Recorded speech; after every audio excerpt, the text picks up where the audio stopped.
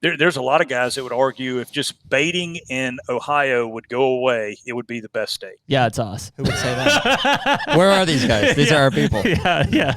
But they sound smart. You know,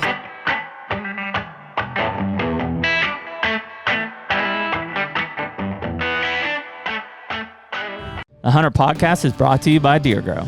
heck yeah, man. Dude, we put a lot of food in the ground every year, seemingly more and more, and we have a ton of fun with it during the off season.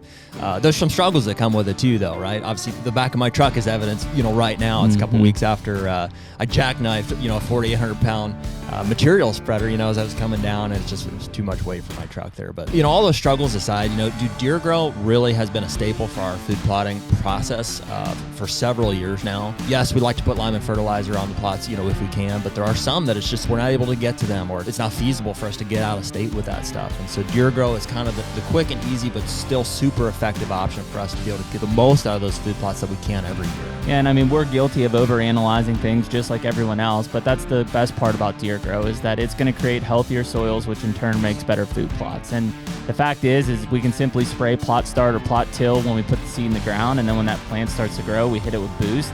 And we know that we walk away, when we come back, it's going to be a great looking food plot. For anybody that's looking to try Deer Grow, if you use the code HUNTR15, that's HUNTR15 at checkout for deergrow.com, you're going to save 15% on any of your Deer Grow products. It's a great way to get started on this and just see what the results are for yourself. Better food plots, bigger deer. And we're back. Ew. HUNTR Podcast, episode 180, as Nick keeps us in line. 180. It's a good number. Holy cow. Might shoot one of them this year. We could. Jared called it. It's possible. Who called it? You. Me. Yeah. When? And you say we're going to shoot like a... Oh, a 190. Yeah, 190. Well, I was making a point. Maybe. It's possible. That's when you're drinking bourbon. It's always possible. He was pretty deep at that point. Well, put it this way. I've never shot a 180. No better time to start than so this there's year. always the potential that could happen. It doesn't seem possible, but it could happen. Yeah. It's seeming more and more possible. I killed a 170. Yeah. They're out there. Yeah. What have you killed over? You killed white whale was 176? 5.6, yeah. And? What? Is it the only one over 170? Mm-hmm. Yeah, that's the other one, 62. So yeah, nowhere to go but up. Yeah, the reality is like you got to find one, then you got to kill it. I've never had... I think if I've ever had pictures of a 180. We've hunted 80s. Mm-hmm. Who was 80? So I didn't hunt Super Freak. You did. Mm-hmm. He was 80s, as was Wide Boy. Yeah. He was 80s. We were kind of... You were... Yeah. Yeah, I guess we were hunting him. Yep. Yep. Yeah, they've been out there. I've never had one at home. No. Goose. Oh, well, no, you know what? That giant 8-point went 180. I never really hunted him, but he was there. He was there. Yeah, few and far between. Hunted 2 hundo. Yeah, you did. Our guest might have killed some 80s. I think there's some 80s on the wall there, yeah. I think so. I think there probably is. Anyways, it is April 18th. Yep. Still, if you listened to last week. Still April 18th. Yep. Wardrobe change. But still quick change. Still the 18th. You want to do your part? Oh, yeah. Hey, yeah, thank you guys for being here. Sorry, drinking coffee. Whether you're listening on YouTube, Spotify, or Apple Podcasts, give us a like, follow, subscribe, whatever's appropriate for the channel. I'm pretty sure that if you subscribe, you actually will get a notification when these pods drop. Is that it? Yeah. Or do you have to hit the bell? Is that bell? The bell's still there. Mm-hmm. So do that if Ding you want. the bell. And but if not, we drop them every Tuesday night at 6. And so however you're finding no them. mystery there.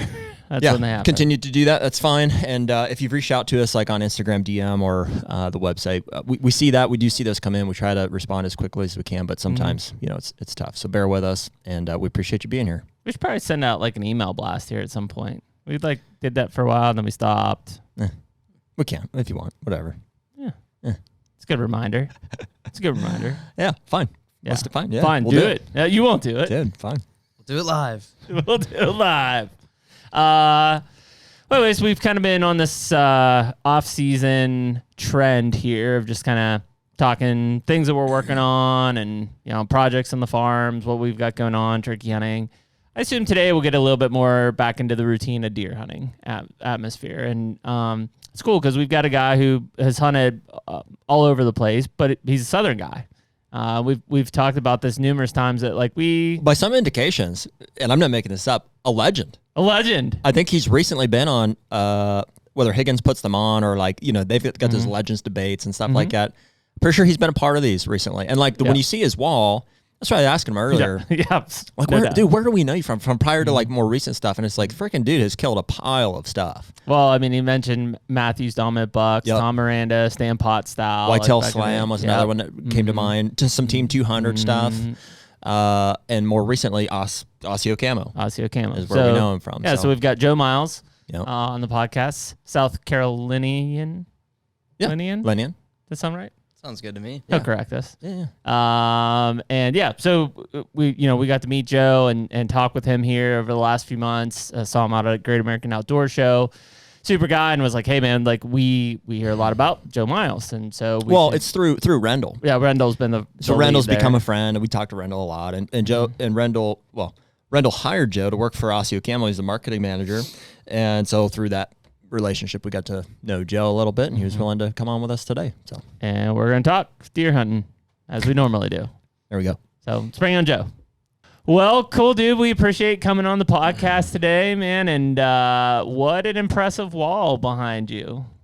Thank you very much. Lots of years of hard work, I'm sure, displayed there. Yeah, I mean, since really 5, my dad was a huge hunter and took me, from diapers, and so that was just something that we always did, and been at it a long time, over 30-something years. So, Joe, I mean, give us some background there.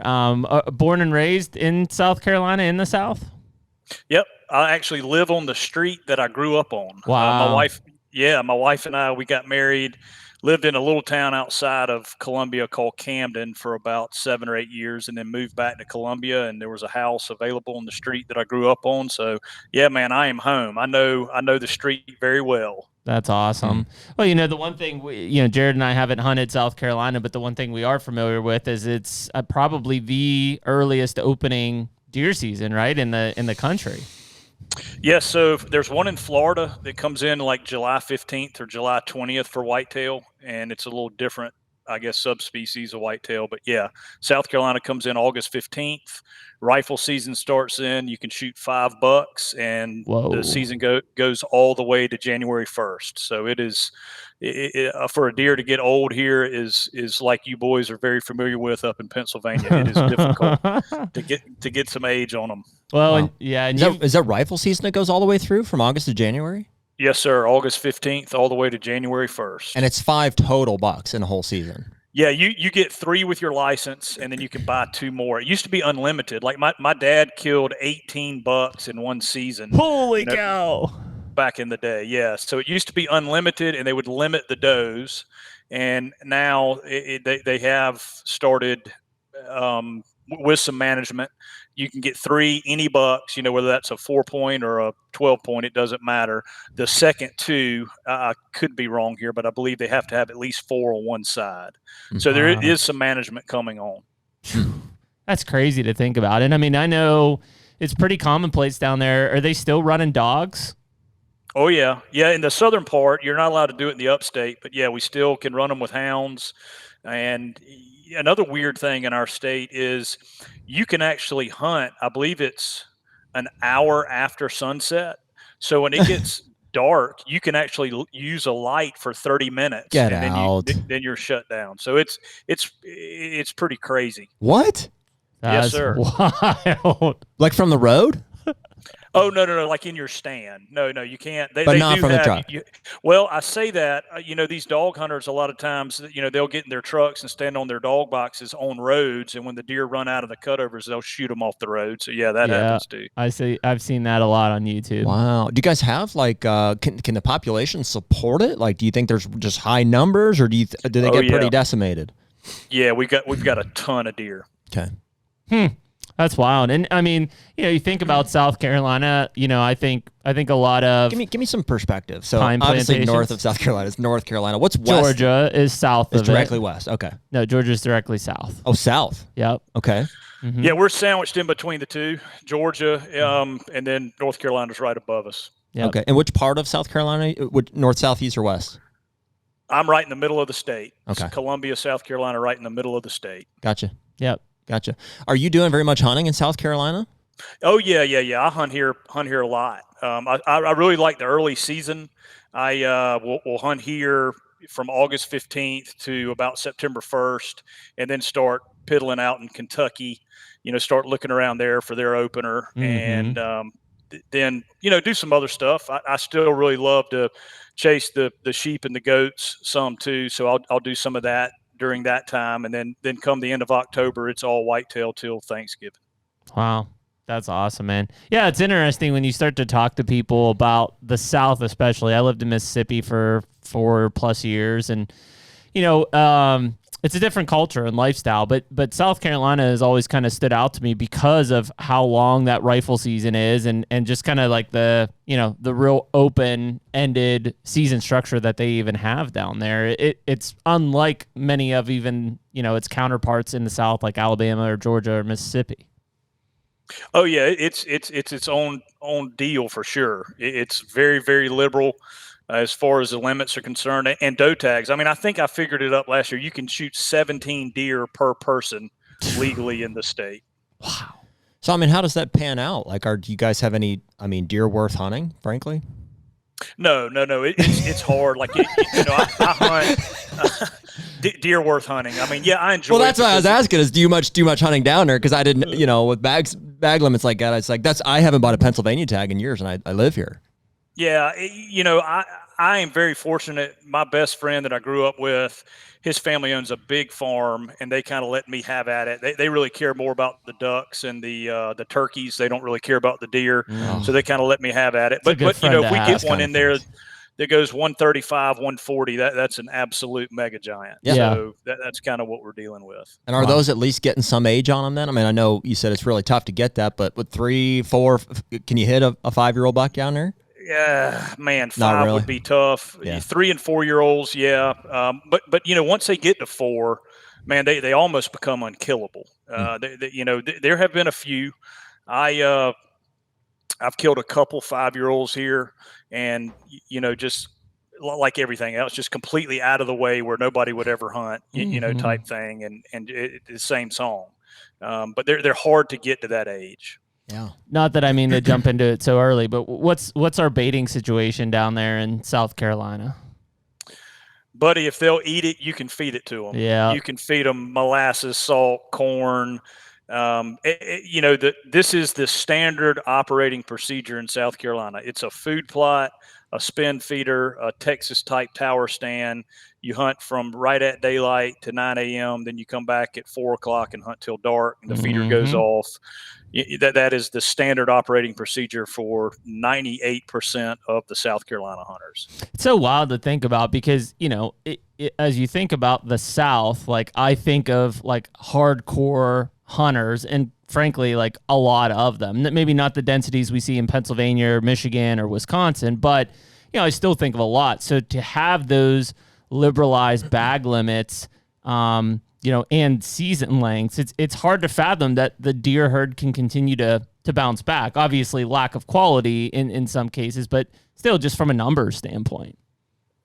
Yeah, I mean, we are covered up. I mean, it is not unusual for those food plots to have 20, 30 deer in them in an evening on a well, quote unquote managed place. Like that property I talked about, there were probably 2,300 acres, and there were probably 10 does and 4 bucks shot off the entire property last year. So it just, that particular property doesn't get pounded. A lot of the public gets really pounded. But there's, I'm not bashing South Carolina. I mean, it's home, and it's where I like to. I love to hunt it. The deer and the lessons that I've learned here, chasing some of these pressure deer have really played a lot. When you do get an opportunity to hit Kansas, Illinois, Ohio, that sort of thing. So I'm very thankful having grown up here and learned the lessons that I have. So it's a fun place. Lots of targets opportunity. It's great for a bow hunter. We've got a lot of wild hogs too in the Congaree River Basin. So chase those some, and yeah, I mean it's a good state to be from. Pretty low key. Very cool, man. So I guess, Joe, what age did you start to branch out of South Carolina? Like this obviously addiction to deer and to hunting picked up there. What point were you like, I want to look outside of this state to see what there was to offer? Yeah, so I guess for me, I grew up in a very blue collar family. My dad was a landscaper, but a whitetail addict. We never hunted out of state. Well, that's not true. We hunted in Georgia a little bit, and then always had a big lease to hunt, but never really Midwest or anything like that. Mm-hmm. And I really didn't start venturing out of state until after I got out of college and started my business. Started to make a little bit of money, and I ended up hooking up with a guy in Illinois, and went out to Illinois and hunted some public, and saw some nice deer. Ended up shooting a good buck on some private that I got permission to hunt on, but that's really I just was blown away by the size of the deer and how the seasons were set up with bow hunting only, and that really lit a fire to want to do a lot more of that. Yeah, I mean, I'm sure coming from the background of South Carolina, it's like foreign that, first of all, there's this bow hunting only type of season, it's starting later. Gun season is way later in most of those states. To be able to hunt the rut with just a bow, because there is no gun hunting during that, is probably pretty mind blowing. It was, and just the size of the deer. For us, a 200-pound live weight buck is a really big one, and you don't see many of those. You see a lot of 80-pound deer live weight, and then to get out there and see deer walking around in that 250 range, a big old 5-year-old buck, golly, with a big swollen neck, it just absolutely gets you going. So yeah, I was going to do whatever it took to continue doing that every year. So when you came out of school and started a business, was that business in the hunting industry space, or what was your first venture out? Yep. So first venture out was I actually started guiding. I saved up and went on an elk hunt in Oregon, and Ironside, Oregon, which is we fly into Boise, Idaho, and drive about 2 hours over the border over to Ironside, really in the middle of nowhere. And I went on that hunt, and I played baseball in college and was in pretty good shape. And after the hunt was over, the owner asked me, he said, "Hey, you're a young guy. Would you like to come back out here and guide for me?" And I'd never really thought about doing that for elk. And I said, "Man, I know nothing about calling elk." He goes, "I can teach you that part of it. I just think you would fit in really well doing that." So I came back and talked to my dad, and he said, "Yeah, if you want to give that a shot." And so I would do landscaping in the summers, and then I would guide elk and mule deer hunting in the winters, and then did some waterfowl hunting in Mississippi and Arkansas, did some guiding there, and then started a business called Sporting Adventures International. And not to go long-winded, but that's basically a travel agency for people that like to hunt. You connect the hunter with the outfitter. And then what I really wanted to do, my plan was to go to Africa and guide for 6 months, and then come home and book safaris for 6 months. And I ended up doing that for 7 years. Oh, wow. Yeah. And when I got married, my wife and I had our son, and I never will forget. She met me at the airport. I'd been in Tanzania and Zambia for about 90 days and flew home for a break. And she was at the airport at 11 o'clock at night with our 2-year-old son. And she said, "All right, you got a decision to make here, brother. You can have a family, or you can be a professional hunter in Africa." And obviously that was a very easy decision to make. And so, so then just really doubled down on the travel, on the hunting travel type business, and grew that. And we expanded it into Argentina, Africa, did quite a bit in North America as well. So that's kind of the first business, and it's still going today. Wow.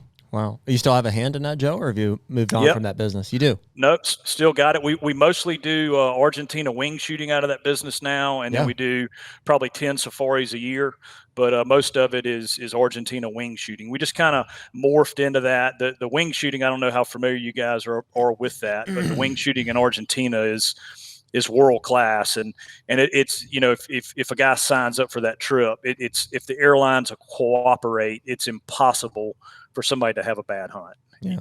It's not like booking a Kansas whitetail hunt the first week of November and it being 90 degrees and they not see anything and they have the pouty face. If they can get to Argentina, they're going to have a world-class trip. So we just ended up focusing on that. Wow. Yeah. Very cool. Yeah. I mean, I think it's interesting, especially we talked about it here just in our last podcast. We were talking about kind of the overlap of sports and that mindset and how that transitions even to our style of hunting and how we kind of operate even daily lives at.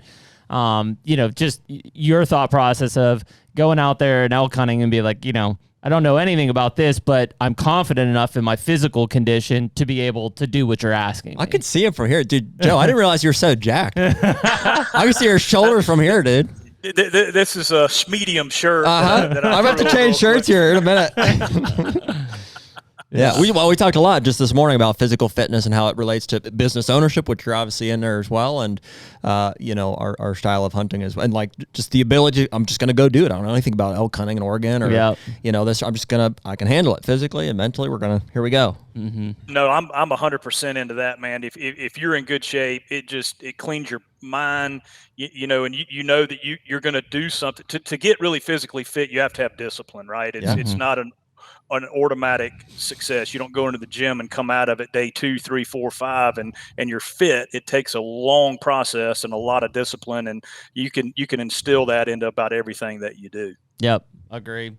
So, obviously you come back, you got a family now. I would assume sometime pretty quickly after that your whitetail addiction kicks back in because you've just been in Africa for how long and you haven't really been engulfed in the whitetail side of things. Yeah. So started really hammering the whitetails and had a little small lease in Illinois. And I've talked about this quite a bit. It was a little 29-acre track and started videoing some hunts for that Tom Miranda show, Matthews Dominant Bucks, and shot 3 really big deer back to back to back on that little tiny piece of property.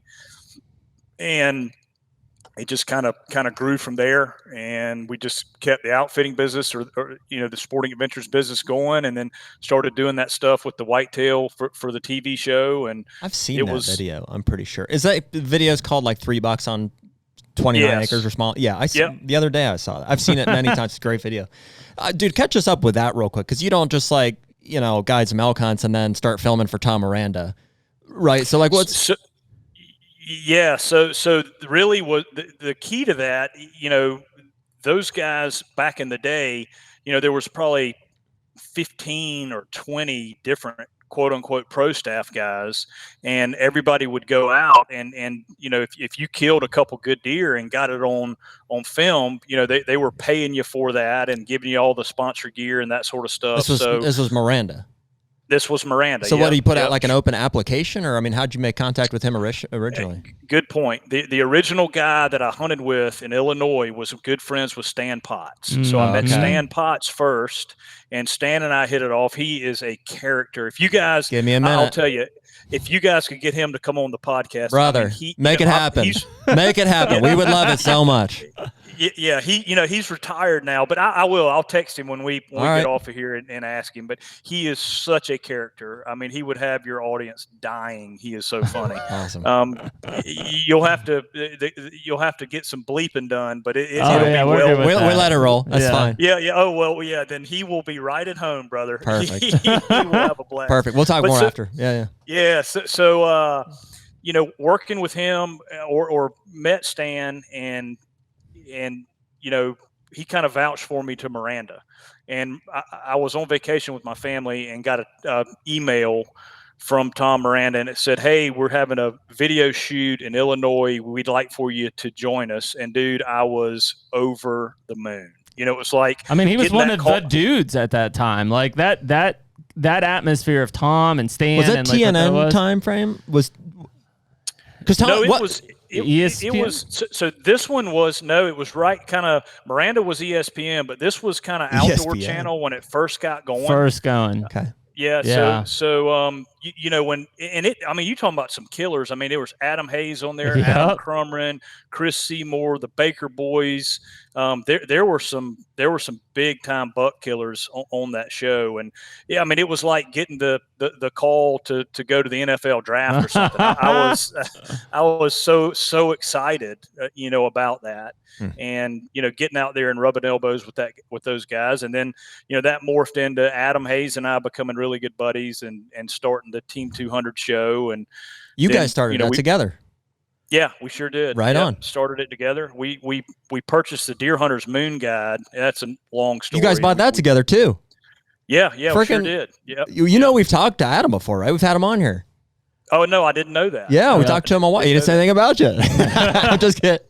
That dirty dog. I know, he did you wrong on that one. Yeah, so Adam brought the deal to me with the Moon Guide, and I ended up purchasing it from the Jeff Murray's widow. Murray's widow, yeah. So Adam did say that. Mm-hmm. Yep. So I bought it from her, and then Adam and I partnered on it. And then after we got it resurrected or turned around, and once it grew to pretty sustainable amount, I sold my half to Adam and moved on. Gotcha. So that's how that all transpired. Cool. Wow, man. Well, so keep going with, I was asking about how you got connected with Miranda. That was through Stan Potts. They asked you to come out and be a part of this filming deal, and I assume it kind of went from there. Yeah, it did. And the first 2 years I had real good seasons. They don't always go like that, as y'all well know.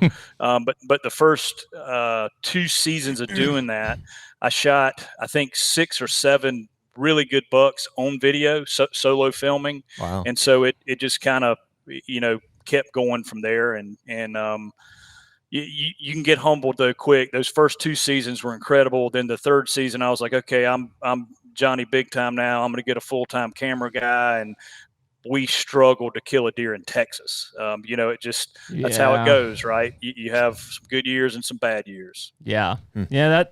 And at that side, or at that time, the pressure for those shows to put together, it's like you got 13 episodes, right? And you need content for 13 of them. And, a lot of times they had limited pro staff or in some cases they had bigger pro staff. So you're competing against each other, right? So even if you get one on film, it's like, man, if it's not good, they're not going to use it for TV quality stuff. Yeah. And I really ended up stepping away from it, but because of that, the pressure, not that pressure is not a good thing, but all the sponsorship items, the stuff that you had to do, the cutaways, and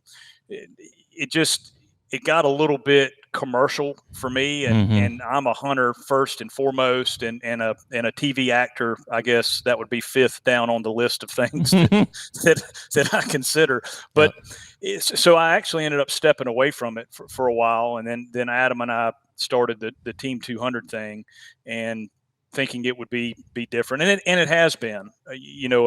For me, it has been anyway. Yeah. Well, I think that, when we just talked to Lukoski the other day, and we've kind of gone through the list of people during the heyday of that outdoor television time frame, which that would have been, when Outdoor Channel kicked off. Team 200 is a staple. I mean, that's an iconic show. Yeah. Yeah, it's been around, and again, a bunch of good guys on there that kill some big stuff. Yeah, and I think that's where what's hard to fathom kind of now, and where we're at is, we look at those, the dominant bucks and the Team 200s and that time frame, and seeing what those guys killed, and it was like, man, like, and not like in a disrespectful or respectful way, like those guys are killers. Like these guys are amazing hunters. Like look at the deer they're killing. And we've talked about it here recently, like, now with the way that social media is and how everything's laid out, it's like, man, you kind of become numb to some of those deer, of that quality being killed. Without a doubt, man. There's, it all to me boils down to really just a couple things. I mean, there's a lot of guys that are great hunters, but they don't have the access to the areas that have those type deer, and they don't have the time, right? Mm-hmm. They don't have the ability to go and spend 3 weeks during the rut to hunt those deer. And I mean, like you said, you just scroll through Instagram and you're to the next 190, the next 200, the next 190, the next 200. So there are guys, doing it, obviously, I guess fairly consistently, but the social media aspect of it Well, has the sample size is so large, Joe. I mean, when you jump on Yeah. social media, that's the entire country pulling into a news feed, and so you might see like 5 or 10 180 plus deer, but the reality is that's like how many hunters are sitting there like not with that buck hanging in their garage. That's why it's a little bit unhealthy. It's like it's not a real statistic that you can take and apply to your hunting experience. No, absolutely right. And just like those shows or the shows, they're real, but they're not real either, right? I mean, it's a lot of the guys are hunting, the whole year, and all you're seeing is the one hunt. Right. You're not seeing the arrow go over their back. You're not seeing the one that got gut shot per se that didn't get recovered or whatever, the gross or the bad side of it. Well, also, it's possible there. I mean, for a lot of us consuming the show, like in South Carolina or Pennsylvania or places where these deer just literally don't exist or didn't when the shows were being filmed, it's like, why am I not having those experiences? And having, Jeremy and I've been fortunate. We bought a farm in Illinois last year, and we've hunted Kansas some in the past. And there's been times more recently sitting in those stands out there where I'm like, dude, this is it. I'm here. Like, this is what those shows were about. It's like, if I had never come out here and did it here, you would never know. You'd never get to experience that. So it's literally not real to somebody who lives like in a state that's not the Midwest, frankly, Yeah, 100%. That's exactly right. But it's aspirational and it's entertaining on the other side too, right? I mean, it is. I still love watching a 190 get shot at 18 yards, right? I mean, that's I can't see enough of that. So, yeah, I think what ends up happening is like at those time frames of that, let's say that 2010 to even 15, 16 era. We were watching a lot of these shows come up on Outdoor Channel and Sportsman's Channel, and they're entertaining, they're engaging. There's this kind of admiration for these hunts and appreciation really for the hunts and the deer that are happening there, because like it didn't seem like things had been watered down at that time yet. You fast forward to post-COVID and things like that, and it's not that it's been watered down, but the reality is, and people say it all the time, and I don't think that they're wrong, is like, man, if you have the money and you can find the right place and access, like you can kill big deer. Like that's what it comes down to. Like for a while there, like you had to also be a good hunter to get that done. Now it's like, man, there's a lot of people with a lot of money who are buying prime land in Kansas and Iowa and Illinois, and I'm not going to say that they're not a good hunter, but they're not a great hunter, and they're still getting it done because of the limited access that's been put around it. Yeah, there's no question. It used to be a big whitetail deer was not impossible to buy, but hard to buy. I mean, I've been fortunate and hunted a lot of stuff on around the world, if you will, and if you had the money, you could go and shoot a nice stone sheep. You could go and shoot a 50-inch Bezoar ibex in Turkey if you had the money, and do that in a 7-day trip. You could buy it, and with the whitetail deer, it wasn't like that. But I think another thing is, with the influence of social media, with YouTube, and with a lot of the education out there, and there are a lot of guys that put good stuff out there, and then there's guys that put stuff that might be hypothesis is that aren't really factual good intel. But I think the average hunter can get so far ahead of the curve nowadays than they could say back in 2012. Yeah, they can listen to the HUNTR Podcast and get their game. I put them years behind, if anything. We'll have them walk in circles. But you see what I'm saying? I mean, I really feel like the education is. I've got a local guy here that hits me up quite often, and he just started whitetail hunting. Last season was his first season, and he ended up shooting a decent buck here in South Carolina, didn't recover him, but then he shot a really nice one in Illinois. And I mean, that's 1 year the guys had never pulled a bow back. And not all necessarily coming from me, but just he was immersed himself into every podcast, every YouTube video, every seminar that he could watch. And so his education went so fast. And I don't think, back in the day, we didn't have the ability to do that. If our dads or granddads or whatever weren't serious about it, weren't, really good hunters and understood it, then the educational curve took longer. And not that, that's probably a more valuable education is learning it on your own over time, as opposed to, the quick fix. Well, I think you said it right away there early in this, Joe, is like, I remember growing up like in the 90s and stuff, like I would get deer and deer hunting or North American whitetail, and that was the only time I ever realized that deer could be 180 inches. It was like, you open this up and so killed this 180 incher in Illinois, and you're like, holy cow, like that's foreign to me. Remember too, man, that was before trail cameras. Oh yeah. And so they may have been out there like in areas that you can, but nobody knew unless you were like in a spotlighting state or whatever, you happen to see pictures of deers that guys killed and stuff. Like, you didn't know. Like, we didn't have the everyday relationship like we do now with cell cameras and stuff, where you know exactly what these deer look like, where they're at. Back then it was like literally, like you said, just the magazine or the TV show. You're like, they exist. They exist. Are. Look at them. Somebody killed one or somebody filmed one, and I think that that's why I kind of asked Joe about when you started to branch out of your state, because I think that type of media only being available there and like the limited TV is like it kept you within your boundaries a lot tighter, right? Because the internet at that point was very young. Like, there wasn't all of this information and media at your fingertips to understand, I could easily go and get a license over the counter in Kansas or in Illinois or whatever it was. You were kind of bound to what you knew in your area and the influences, mentor-wise, hands-on, that you had around you. It wasn't until like all of a sudden there's like, that's why we talk about kids coming into it nowadays. It's like, man, they're completely unrestricted. They could literally get online and they could go and be more successful in a state that is 1,000 miles from them than even their home state with the amount of information that's out there. No doubt. And I think another thing is, let's say 2000, let's just call it that, pre-2000, there were more guys that weren't as, I guess, serious about it, or, it was more of a meat type thing. But fast forward, and now, I mean, whitetail bow hunting has become like this ultra passionate sport where you've got so many guys that would wreck their marriage, ruin their business to hunt all year, for these whitetail deer. And I just don't think that was the case back then. No. It's been glorified, the last probably 10 years.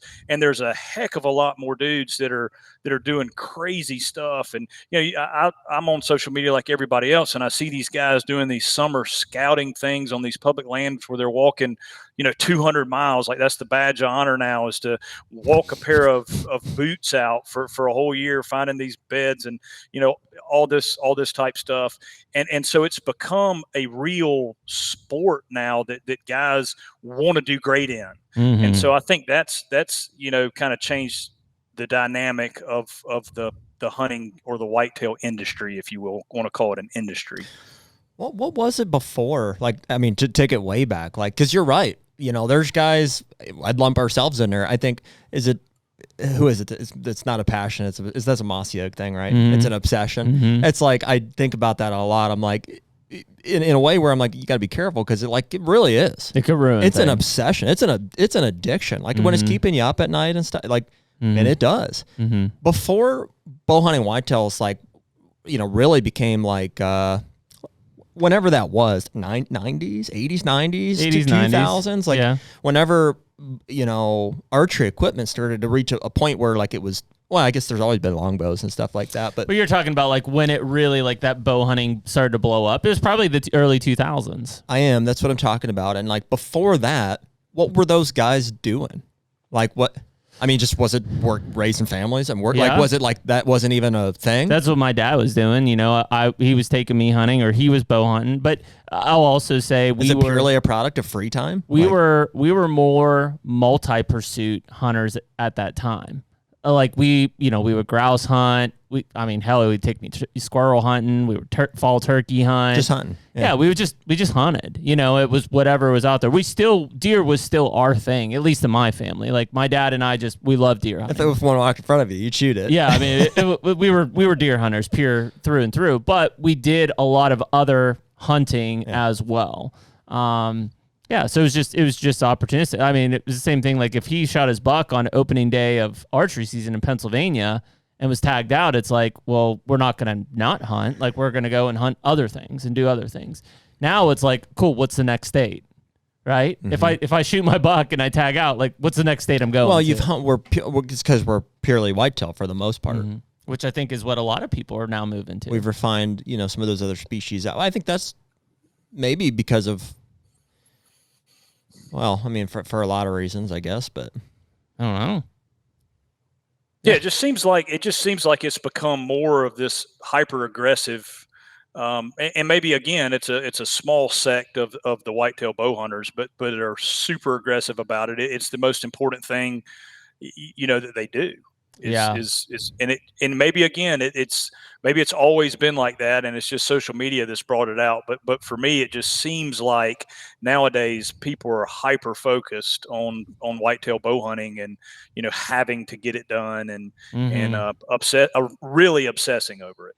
Yeah, I mean, it seems like unless you're an Iowa resident, of which you've got, let's say you own land, you got 3 buck tags, like why would you ever leave Iowa? Seems like most of your really, really serious bow hunters are hunting multiple states every year. I would say go back to the early 2000s, and especially in the 90s, that was not the case. Most people hunted their state, and that was probably it, besides the like super pyramid top type guys who were maybe like Joe going to Illinois to hunt from South Carolina. I think that was probably a much more rarity at that time. Yeah, my dad never, like I said, I mean, we went on a goose hunting trip to Maryland and shot a coot. That was my big out-of-state trip. And then we did a little bit in Georgia, just right over the Savannah River from South Carolina. And that was it.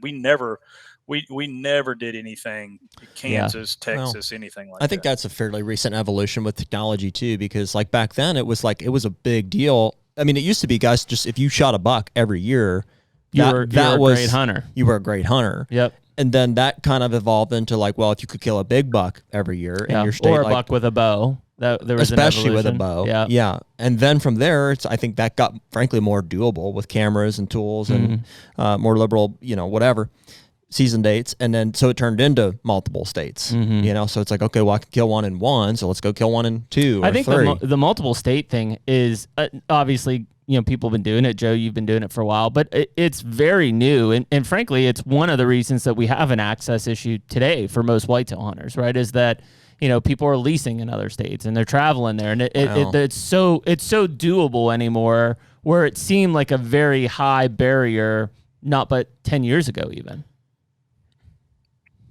Well, I remember, the whole Pike County, Illinois thing. I don't know if you guys remember that, but that was a huge thing. Everybody had to hunt Pike County, Illinois, and that got out through the magazines and everything else. And I can remember when the property leases in Pike County were $15 an acre, and people thought that was absolutely insane. And now, I mean, what is it? $40, $50, $60? Easily. Yeah. In some of these states, it's crazy, and unfortunately, it has gotten to that point to where you got to pay to play to get on the the good private properties. Yeah. The HUNTR Podcast is brought to you by Hoyt Archery. Oh, dude, it's almost fall. You and I are both going to be in a tree stand with brand new Hoyt bows. We're going to be shooting the RX-7 carbon bow this year. I know Hoyt's also got the Venoms out, both equally smooth shooting, quiet bows. Heck yeah, man. And we got a convert on our hands this year. We got a lifelong crossbow guy with a vertical bow in his hands for maybe the first time ever, a good friend of mine. And we've got them all decked out with the inline accessories from the QAD integrated Ultra Rest to the quiver. And also he's got the SL sidebar mount with a couple of stabilizers from Hoyt as well. So that's going to be a 6-shooting bow. Yeah, and Hoyt's been cool enough that anyone listening to this can save 20% on any of the soft good apparels online using the code HUNTR, HUNTR, no E. And if you want to look at the latest lineup of Hoyt bows, check out your local Hoyt dealer. Get serious? Get Hoyt.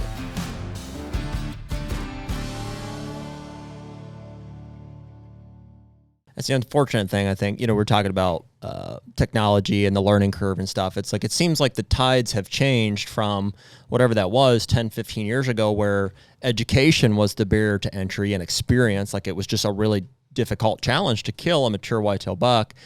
But you could hunt wherever you wanted. You could go knock on doors and you could get permission, and it was pretty doable. There weren't that many guys at the trailheads in the West and stuff, to where now it's like you've got more information than you could ever possibly consume. You could sit here and watch podcasts for days on end and just learn everything that you want. But to go and find somewhere to go and execute on it, that's the hard part. And it's frustrating, I think, for us, because we like sharing that knowledge with people. We like sharing our experiences with people and stuff. But when the question comes up, it's like, so where can I go? It's like, good luck. Hey, we'll help you to the best that we can. But it's just, we're looking for our own places. Like that's the hard part anymore. Yeah. I mean, a prime example, I've got a young guy that does some content stuff here in our office, and he's addicted to turkey hunting. He just absolutely loves it, and cannot find a private place here in South Carolina to get on. Wow. It just cannot. And so he's on public land, and he came to me yesterday and he says, "Hey man, the public land is closed on Sundays. Do you mind if I come in at noon on Monday?" And I said, "Absolutely not, man. Knock yourself out." But that is a prime example. And he's 20 years old, and he's not in a position where he can pay $15-20 an acre. So it's a lot of kids would get frustrated with that and go, "You know what? I'm going to do something else, because I can't." He's we talked about putting the boot leather down. I mean, he's doing that like crazy, but he's not having success because the public is overrun with people here where he's hunting. And, he'll hear a bird gobble, and then there'll be 15 guys, around that bird. And so he's very frustrated, and it's terrible. It's sad. It's a bad thing, because we need 20-year-olds to be able to do it. And when I was 20, I could get on places, no problem. Like you said, knock on doors, go. The whole thing. Yeah, just everywhere. Go. That's right. Yeah. I mean, we've had this conversation, Joe, and I don't know if Jared and I have a really good answer for it, but obviously a lot of things have changed in the last 10 years, but if we look at access, and guilty of it ourselves, from leases and buying land out of state to hunt, just because, I mean, it is our passion. It is what we love to do. There aren't really any other hobbies like that. That is the hobby that we embrace ourselves with, but we scratch our head sometimes to think, man, how has it changed so much to where it seems like, but 10 years ago, right? 2014, it wasn't that hard to get access to private land. It wasn't that hard to even find a lease. I mean, hell, it for sure wasn't hard to find a piece of property in most states for $3,000 or less per acre. You look at where we're at now, and it's like, even if I'm sitting there with a pocket full of money to get a lease, like, there's a line. Yeah, there aren't many. And it's like, how have we evolved to this level of access limitation in 10 years? And there's so many businesses taking advantage of that demand, whether it's a real estate company or a leasing company. It's like, if you're willing to pay, we're going to give you first dibs on it. And I mean, that's capitalism, right? It is what it is, but the reality is, like, if you think even that's going to get it to you, you're going to get the bottom of the barrel stuff. There's always, when it's a pay to play, you're going to get the last pickings, period. And not to load the question even further there, but like, we're also supposedly in a much less dense hunter environment, right? We've lost hunters in the last 10 years. So like, that's all of those things just make you scratch your head to say, like, how do we get here? Riddle me this. Yeah. Yeah. And I don't know the answer to it either. I mean, you buying small farms, yeah, but I mean, not everybody can do that. Mm-hmm. It's I don't know the answer to it, but it definitely is a problem. Especially, I mean, it's hit home here in my office. I see a young guy that's super passionate about stuff, and he can't get on a place to hunt, and I would love to have him hunt on the place that I do, but the owner is a turkey hunting fanatic, and he doesn't let anybody but him and his family hunt the turkeys. So it's a difficult thing, and I certainly don't know the answer to it. Well, I think we don't have to go all the way down this rabbit hole, but it's fun to talk about with you. I think it's fairly simple to say that there's been a failure to account for advancements of technology, by the state, whose responsibility it is to manage the resource, and not just every state, and to their, if we give them some grace, it's like, man, it's moving quickly. There's you got drones and cell cameras and new things every day, advancements in weapons and crossbows and all this. And it's like those guys who may or may not be hunters in some cases have to take all these into account and say, how are we going to allow this? Mm-hmm. Like almost on a real-time basis, or at least year to year. And, what do you think? It takes them a year just to internalize the data, and then a year later they can make a decision, maybe. I mean, most of them will tell you it's a 3-year thing. Like, we're going to look at the data for 3 years, then make a move. Well, over the course of those 3 years, a lot changes. So it's not rocket science to look at and say, hypothetically, let's say a guy used to, get together with friends and hunt the opening day or opening weekend of gun season, and that's just what they did. They would go to one property on permission, and that was it. They shot their deer and they could go home. To where now, let's say those guys can hunt with crossbows now, right? And so maybe they can hunt the entire archery season. So that's going to extend our season, and then throw in cameras, or especially cell cameras. I can monitor one or a big or multiple properties with my group of friends here, So hey, let's buy a piece or a couple pieces. Let's, we can cover a little bit better area here now. We can be more effective, and especially in states like even where baiting's been legal forever, that's a factor there as well.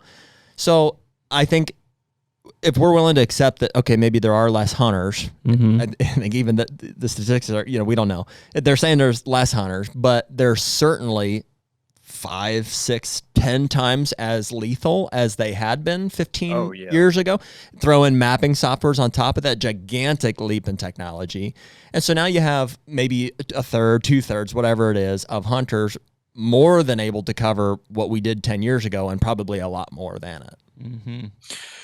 Yeah, and the interesting thing, if we just let's just drill down on Illinois for a minute. I mean, when has their season changed? Right? When is that gun season changed? When is the muzzle, that muzzleloader shotgun season changed, or been any change to their season whatsoever? I mean, I don't just think recently. There has been, just recently they introduced rifles, didn't they? Straight well cartridges. Just last year, 2 years ago. So that is, going the other way. The other way, liberalized. The other way. Well, and that's what we're seeing with all of this stuff. So here's what they're doing, Joe. The states, in response to what they're seeing here, like we're losing hunters, which we know, or we believe that it's because of loss of access. They feel it's because of a loss of opportunity. And so what they try to do is liberalize seasons, give more technology inclusion to create more opportunity. And in reality, all it does is continue to limit opportunity, because guys with money will buy up the land and hoard the resource. Sure. Yeah, I mean, I was just going to say, I mean, you think about the archery season and how the weapons have improved in the last 15 years, and it's mind-boggling that the seasons haven't shifted along with that on any level whatsoever. Yeah. How so? How so? Meaning, okay, you can shoot a crossbow 100 yards. That used to be the effective range of a muzzle loader, right? Mm-hmm. Now, I mean, you get a McWhirter muzzle loader, you can shoot that thing 500 yards of a rifle. Frankly, I mean, at one time, like your Marlin 30-30, like if you were shooting 100 yards, like you were a sharpshooter. Yeah. So that's what I mean by that, is the weapon systems, incling compounds, for sure, including compounds. Those weapon systems have increased in technology and lethality, if that's a word, tenfold, and the seasons have done nothing. Yeah. The point of the muzzleloader season, being later, was because it was more of an advantage than the bow was, right? So we'd have the muzzleloader season. It wouldn't be in Illinois, I'm talking. It wouldn't be necessarily. It would be right at the end of the rut, or when it comes in there. But they haven't done any adjustment to it whatsoever, and like implemented, okay, when we started this, the muzzleloader was effective to 100 yards. Now they can shoot at 500 yards. When we put crossbows into archery season, bow hunting was a 30-yard and in game, and now guys can shoot at 100 yards. So it's just all of the weapons technology has increased, but the seasons haven't taken that into account. Yeah. But in the offset you get from that, or justification from them, is like, well, we're losing hunters, so we're countering that with loss of hunters. Well, it's a misunderstanding, frankly. Yeah. I just think the state, they don't know what to do. Yeah, I don't. Our data, with ASIO, it doesn't show that we're losing hunters. How are they saying that? I mean, I haven't kept on what the states are license saying. Or have they? It's license sales, yeah, from national reports through U.S. Fish and Wildlife. Fewer licenses being purchased than Yes. in the past. Yes. Now, I think the most recent one finally said that we had an uptick over the last one. So I think it was like 2022's versus 2018. I think it's an every 4-year type of thing that they do. The 2022 over 2018 said that we went up, a few 100,000 or something. And again, that's over the entire, and that's including nation. like 2020 obviously was a big year. Correct. Right. So, and it's snapshots though. So that is 2022, not necessarily 2020. Oh, right. okay. So they're taking snapshots on the year. So that compared to 18 did show an increase. But, if you went state by state, most of the states, especially the whitetail states, are showing declines, of up to 10% in a lot of cases. Which there is a generational family element of that. Like it's, we're not hunting for survival anymore. Like it's, I think there's a natural shift away from hunting, but it's replaced by like the sporting element, or continued, even more recently here, there is a sustainability element of it again. So all that to say, like, we don't know, Joe, exactly where those numbers are lying. I mean, sometimes the reporting is, you don't know what you're getting, but you're just trying to watch trends and take it with a grain of salt. But that all said, the one thing that does seem, interesting in that whole situation is there are also other, call it social political factors, that I think have to be affecting it. One per se is, we talk about Ohio resident landowners not needing to buy licenses and their family not needing to have licenses there, their immediate family. The reality is there's probably more people today who are anti-government than there were 10 years ago or even 15 years ago.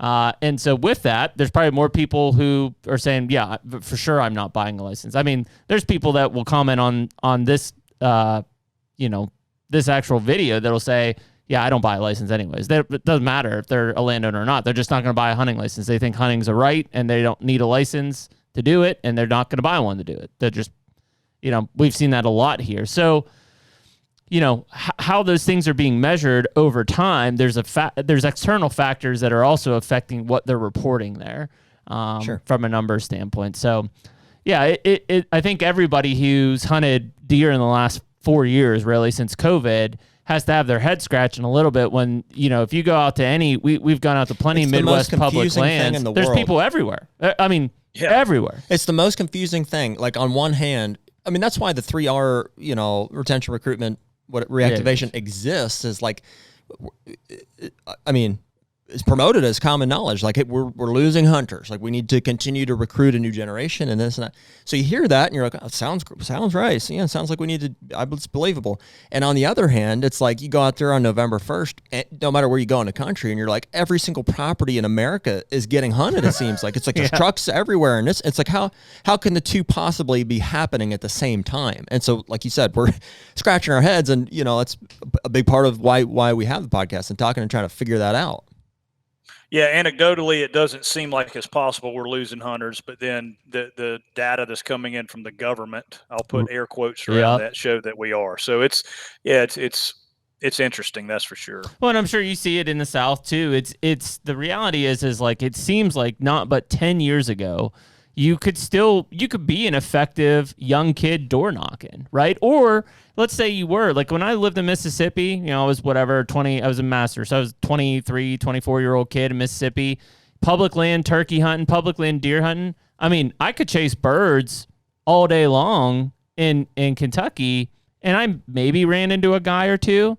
Like if I talk to those same people hunting those same WMAs down there now, they're like, yeah, good luck. It's like what your kid was saying. Like there's, 15 guys going after one bird that's gobbling. And it's like, okay, what changed in 10 years? We lost hunters, but yet now there's 15 times the guys on one single bird? Doesn't make any sense. No. Well, undoubtedly, and there is some industry, you could call it blame, but just responsibility. It's like people realize how cool it was. You know what I mean? We got shows like Team 200 and whatever show you want to put out there that's highlighting, the experiences that you can't have out there. And so you've got guys putting on 200 miles in the summer now wearing these pair of boots out because it's a cool thing to do. So there's an element of that too, for sure. And that goes back to my point about how the hunting has become really a sport. Where people want to excel and be the best at. Like my dad, when he hunted, he didn't want to be a better hunter than his neighbor per se. Right. I mean, he wanted to be successful and he wanted to shoot bucks. And nowadays, I mean, again, people are wrecking their futures over chasing turkeys, deer, whatever it may be. And it's an ego thing. And I think social media is a big part of that is, man, I got to have content. I got to have to show that I'm a great hunter. And maybe that is part of it. The hyper aggressive guys are pounding the public. They're selling their kidneys to get these leases, which is driving it up. But it's a small group of those people. I don't know. I mean, that's no. Just I mean that sounds good. I mean, that's what I'm trying to think of. Is like, has it become, addicting popularity enough that people are buying and or leasing all of what was open hunting ground, basically? Are we locking down essentially so much private land, like a smaller amount of us too? Like, let's keep that in mind. Is a smaller amount of us locking down so much private land across this country that it is essentially, amplifying this access issue? I think so. Definitely, I think so. I mean, I think about my immediate friends that are real serious about hunting out of state and look at the ground that they have leased or small farms that they own, and it's pretty significant. Yeah. Wow. It's not enough to have, one farm in Illinois and one farm in Kansas. It's 2 or 3 farms in Kansas and they're spread out because, I don't know, EHD might hit one of them. I got to have a backup. That's a good point. Yeah. Boy, when you extrapolate that out over 100,000 hardcore, insane whitetail hunters, there's a lot of ground leased up. Interesting. It's funny. It's really noticeable, or you see it the most in those Mecca areas. You talk about Pike County, Illinois, South Central Iowa, whatever, southeastern Kansas, wherever you want to go to and point us like this is like a hot spot for big bucks. Jeremy and I went out to southern Illinois.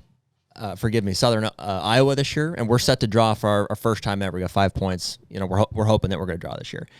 We went out there, and dude, you'd have thought we grew up there.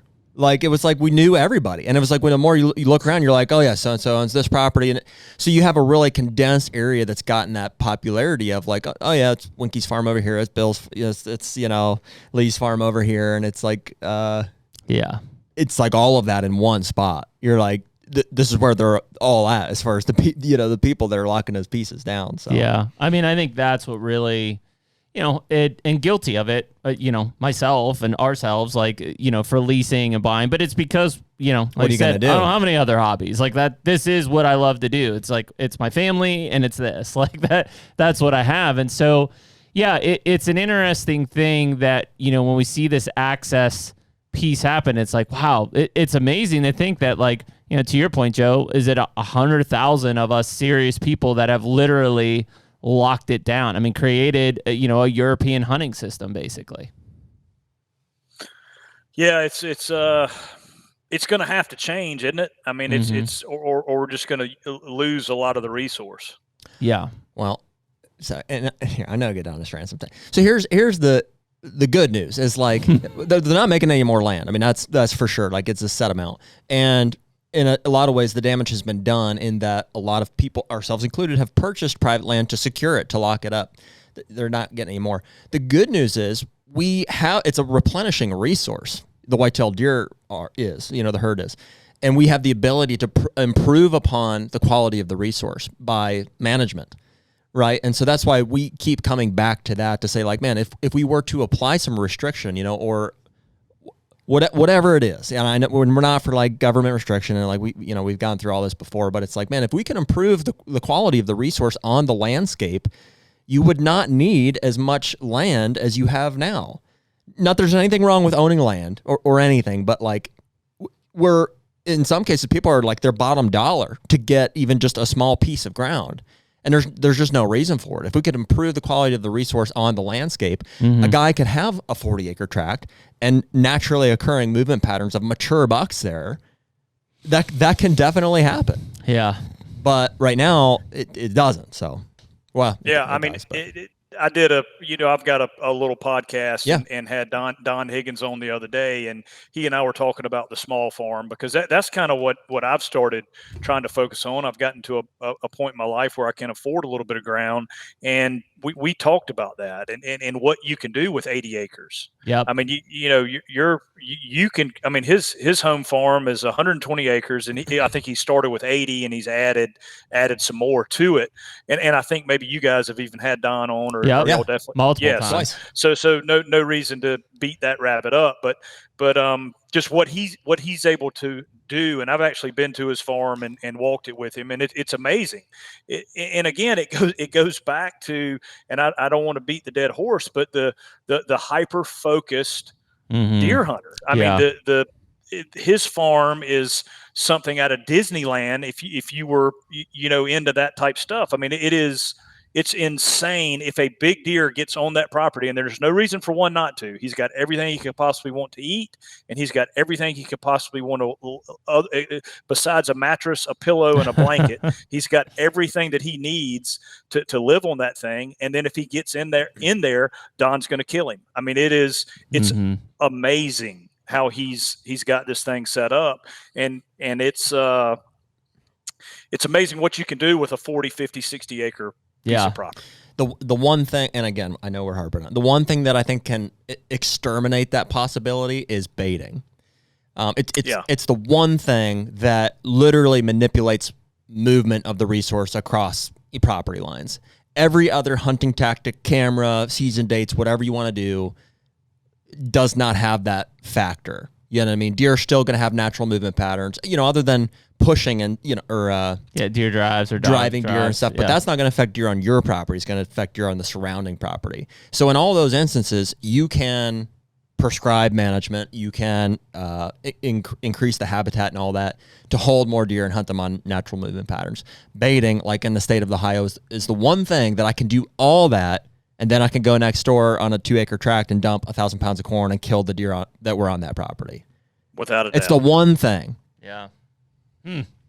Yeah, I mean, I think well, first of all, the reality is if you are going to buy land, most people are buying 40, 80, 100. Like, I mean, to go out there and afford 2, 3, 4, 500 acres in today's society, especially, is like you better have a pretty hefty purse, coming along with you. And guess what? Because of what I just said, the best properties that you can buy are small properties in bait states that abut properties that can't be hunted. Sure. So you better go to Ohio and Columbus and find a big sanctuary and buy 2 acres next to it and dump you a big corn pile, and that's probably the best, most affordable deer hunting property you can buy. It'll still cost you a fortune. Yeah. Like 2 acres in Columbus ain't cheap, but sure. The reality You're is lot pricing at that point. It would work. But I think when you start to look at like that manipulation side of things, it goes back to, okay, like who are the people occupying these? Like what are they using them for? Take the lease side of things. A lot of people who are leasing property are very restricted to what they can do on that property, right? They're not the landowner. In some cases, it's literally you can trespass on it and hunt, basically. That's what you're paying for. So, there is probably a large amount of land that's being locked up in leases that isn't necessarily being improved for the resource because they can't do anything, right? They're literally just buying access, exclusive access in hunting, period. They're not allowed to do food plots. They're not, they're not feeding on it. They're not doing timber stand improvement. They're not doing any of that stuff. So, as we start to look at this kind of wide scale. Public land, same way. Well, and exactly. In the public land, when you go back to the state side of things, what's really scary is that, to Joe's point about how these things haven't changed, the fact is most of these public lands haven't put any restrictions on them either. And we're jamming 20 times the guys into the same area that we were 15 years ago. And, they're literally, if there's a resource on that thing, they're wiping it out. It's gone. Because there's so much pressure jammed into, you're putting, the proverbial 10 pounds of shit in a 5-pound sack. That's what you're doing now. Yeah, I mean, you guys have talked to Rendell. He's a public land guy, yep. and he'll tell you about the pressure that he's experienced. Now that everybody, I guess 5 years is when. How long has it been since public land really got popular? What was that 5 years ago? Yeah. Yeah. And so all those guys are drawing in Iowa now. And like this, I mean, you've had Rendell on, you know his story. I mean, the pressure that he encounters on public is tenfold what it used to be. Crazy. Yeah. And I mean, that's where that year we went out to Southern Illinois was 21. I think it was the year after COVID. I mean, there wasn't a parking spot on any public land, like not a parking spot when we were out there. And it was like, what? I mean, it was the rut, like in Illinois. I expect it to be busy, but like I'm talking like not a parking spot to get into some of these places. Nuts. And it's like, those are the things that, first of all, if you are a new hunter, man, talk about a deterrent to wanting to keep doing that stuff. You're just out there banging your head against the wall, and it's like, I can't go anywhere without people being on top. I can't even, this is where I do like have appreciation for the guys who are out there, burning the boot leather to kill a giant buck in the Southern Ohio hills or whatever it is on public land. But the reality is, I also have a complete distaste for the fact that they're not even really hunting the deer as much as they are getting away from everybody else. Yeah, no question about it. I mean, to go into public now and kill a good one, that's a badge of honor, right? That's a tough cookie to crack. It's challenging, and you can only do it for so long. I mean, we've had guys, and I won't name them, but public land guys, through and through, come up, be like, I'm looking for a piece. I'm looking, I can't do this forever. Well, it's cool to go out and hunt an unpressured, mature buck. Like it's a one-on-one. There's literally nothing. It's nothing. It's better. literally you and hunting against his movements. Versus when you get into these public lands. I mean, I'm not saying you can't kill a mature buck there, but you're outsmarting the other hunters as much as you are the deer itself to be able to get in a position to kill them. Yeah, and it's harder, and there's a higher level of achievement there, but. How long do you want to force yourself to contend with it is the question. Yeah, I mean, guys are going, 3, 4, 5 years without killing a buck, and they are some of the best hunters on the planet. Yep. But they're dedicated to that style. That's just personally, I'm not interested in that. Yeah, me either, dude. Well, it's just because the three of us work really hard to be able to enjoy. Frankly, a limited amount of time that we're able to go out and be in the deer woods. There's not anything worse than doing all that planning and building up that anticipation and getting in a stand, and 20 minutes after daylight, some dude walks right in underneath you. Nobody who hunts public land can tell me that that's a great feeling. It's not. It just is what it is. It's a complete buzzkill on everything that you look for. I mean, literally, like I've got certain superstitions. A guy walks under my stand like that, and people say, "Well, just stick it out." Like maybe a bump. My hunt is blown in my brain. Like I'm just completely out of my element at that point. Without a doubt. So, Joe, if you don't mind our asking, where do you hunt for the most part? I mean, I know at home there, it sounds like you've got some permission. When you go to the Midwest and stuff, do you own some farms out there? Do you have leases? Is it permission? Yeah, I've got leases, and I actually just am about to close on a 50-acre piece in Kansas. No way. So Kansas is kind of where I really, really like to hunt. Yeah. And I'll do some stuff in Southern Ohio as well. do some stuff in Kentucky. Shot a buck in Kentucky last year. So those are kind of Ohio and Kentucky for me to get into big buck country. You know, it's a 7.5, 8 hour drive, Southern Ohio, Western Kentucky. And then, you know, Kansas is it's a poke. It's a long way, but to me, it's the best state. I mean, as far as a guy that's going to travel to hunt that can get a tag every other year, you know, it's still a 50-50 chance you're going to get drawn. You only need 30 more acres, Joe, and you could have it every year. Well, we're working on that. So we're, that's the plan. But, you know, I have owned some farms. I owned a small farm in Illinois and sold it, and have owned another farm in Kansas and sold it too. But for the most part, my stuff has been permission and leases. You know, that's kind of what I have done, you know, over the years. Yep. Well, I mean, dude, for you know, I kind of have the same, you know, portfolio, right? I hunt Southern Ohio and Kentucky are where my two pieces, and I'm in more central or central eastern type Kentucky there. But, you know, for having those two states fairly close by, and Jared and I kind of talk about all the time, it's when you go to Kansas, even though it's you know, it's 16 hour poke for us, there's just something about it, man. Just this we can relate. It's 9.5 to our Illinois farm that we're going to next week. Yeah, just the anticipation of driving across country and, like, you know, going to that area. I mean, it's a magical state.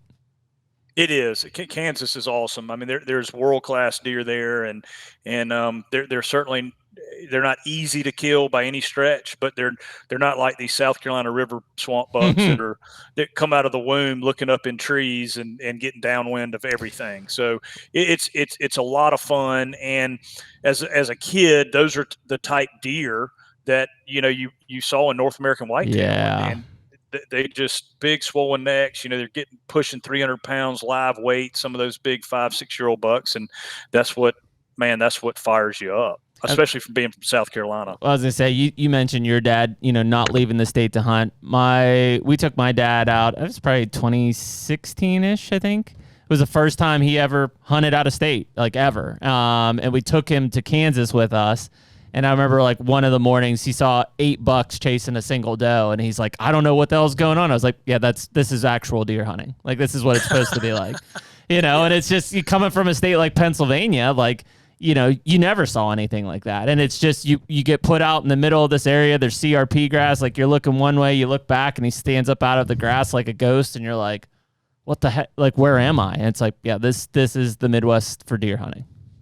Yeah, if you've got the time and you've got a good funnel in a decent area, and you've got the time in November to hunt in Kansas, you can kill a good one. Yeah, you just never know what's going to show up out there. That's the coolest part about that place is, like, you know, and especially this past year, like, they banned cameras on public land. So Jared and I cut our teeth on a lot of public, and so we were in areas where we were like, we don't know. You know, we're reading sign, it looks good. Like, historically, we've seen deer here.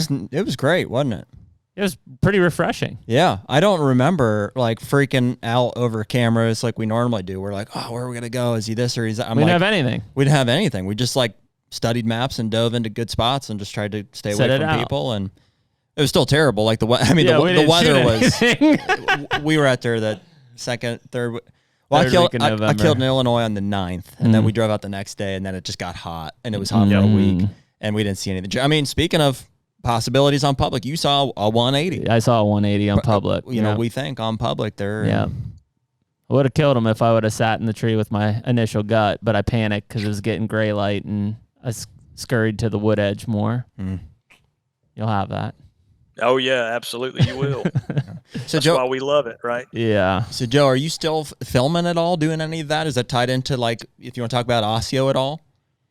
Yeah, so, yeah, I still film. I give Adam some of my footage every year for Team 200 and the Deer Society. I give them some hunt breakdowns and stuff. And so, yeah, I still do filming. Can you tell us about that a little bit? So what's the connection there? Like, we see a lot of the same hunters and, like, some of the same footage getting used on Team 200. And also, we don't know anybody from the Deer Society. So what's that about?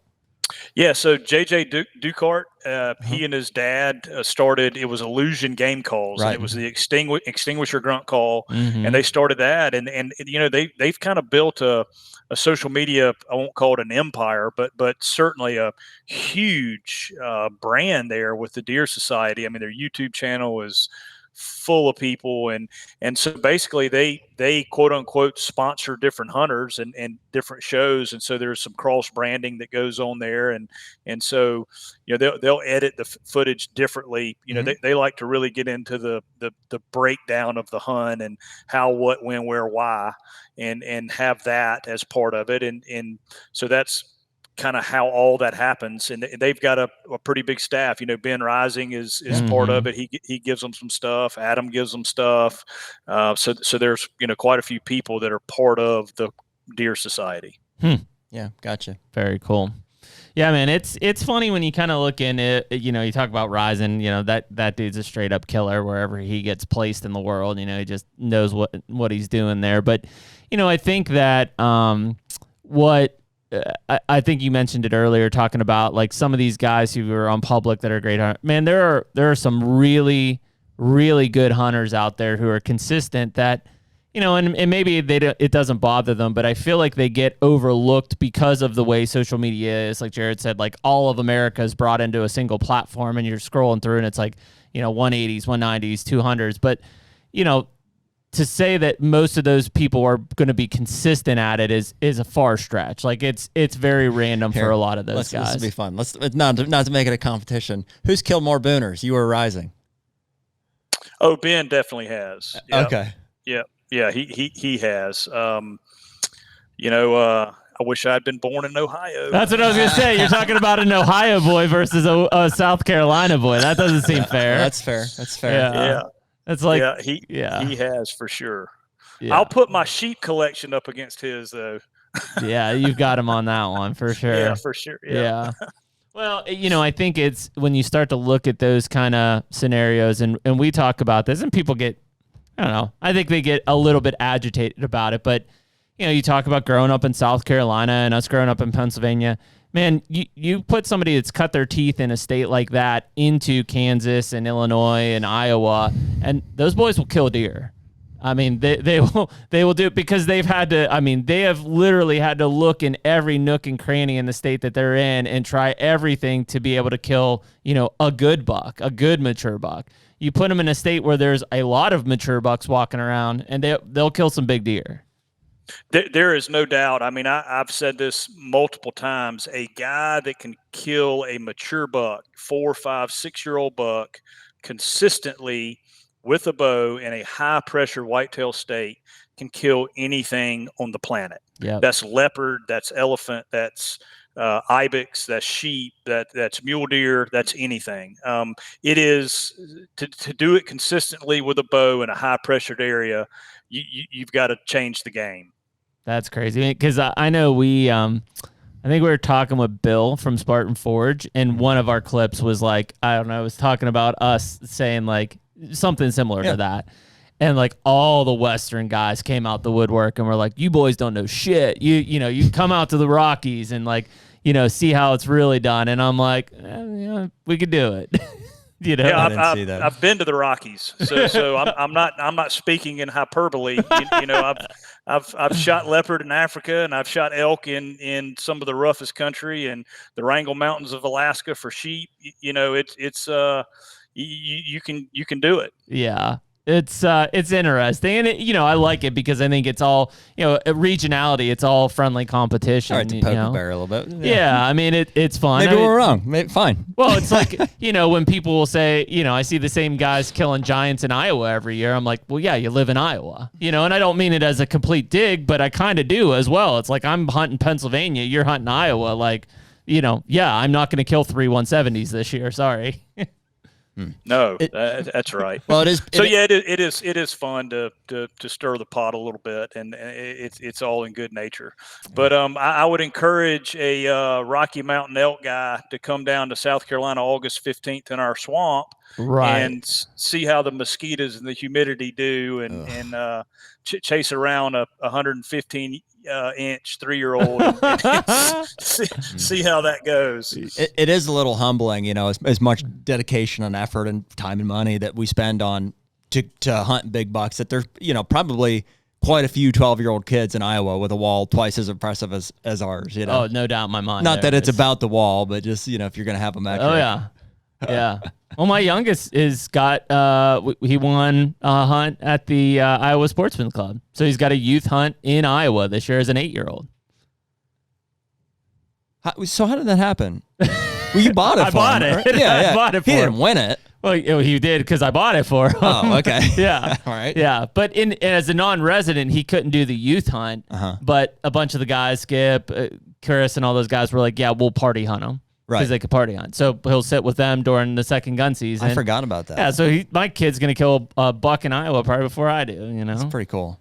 Yeah. So, I mean, but I think that a lot of that kind of goes back into this, what's keeping these hunters kind of addicted and hooked to this stuff. And, we've talked about it ourselves, and that, a lot of us, I mean, we were grinders when we started hunting. I mean, success did not come easy for most of us on this call here. And, so I kind of look and, not that I like, parent outside the box to them, but like when I see 8, 9, 10-year-old kids killing, 160s, 170s every year in Iowa, man, how long are they going to really enjoy that? Hopefully a long time. Yeah, but who knows? Yeah, I mean it's a different world, right? I mean, it's a whole different world. Iowa is the whitetail mecca, and I think of all the states, they've got the management down pretty darn good. They do.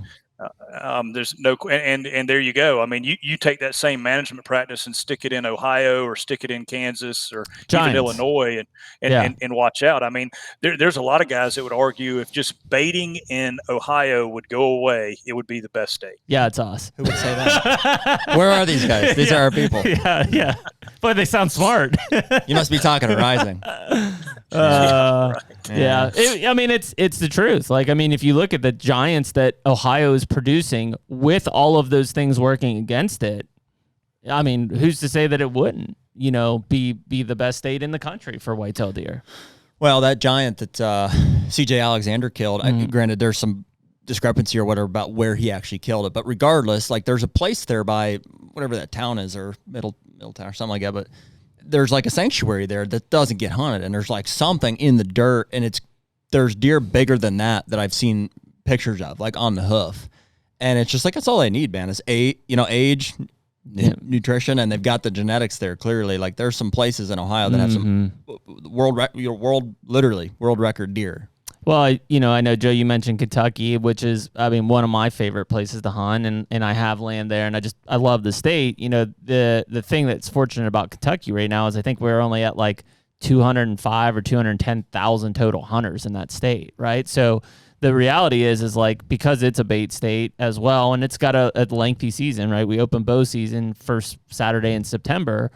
That state stays really good for producing giants because there's just not a lot of people that hunt it, and so, if you took that same kind of quality and you put the number of people that, a Missouri or an Ohio has, it probably would crush that state's quality pretty quickly.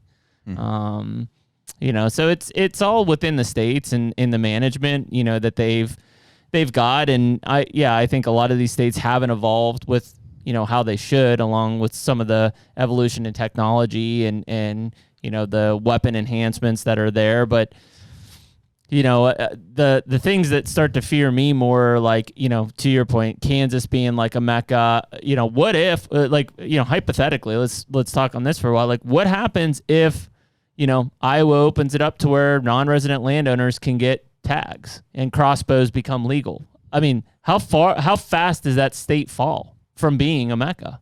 Overnight. Crazy. It wouldn't take a season or two, right? A season or two, and it changes.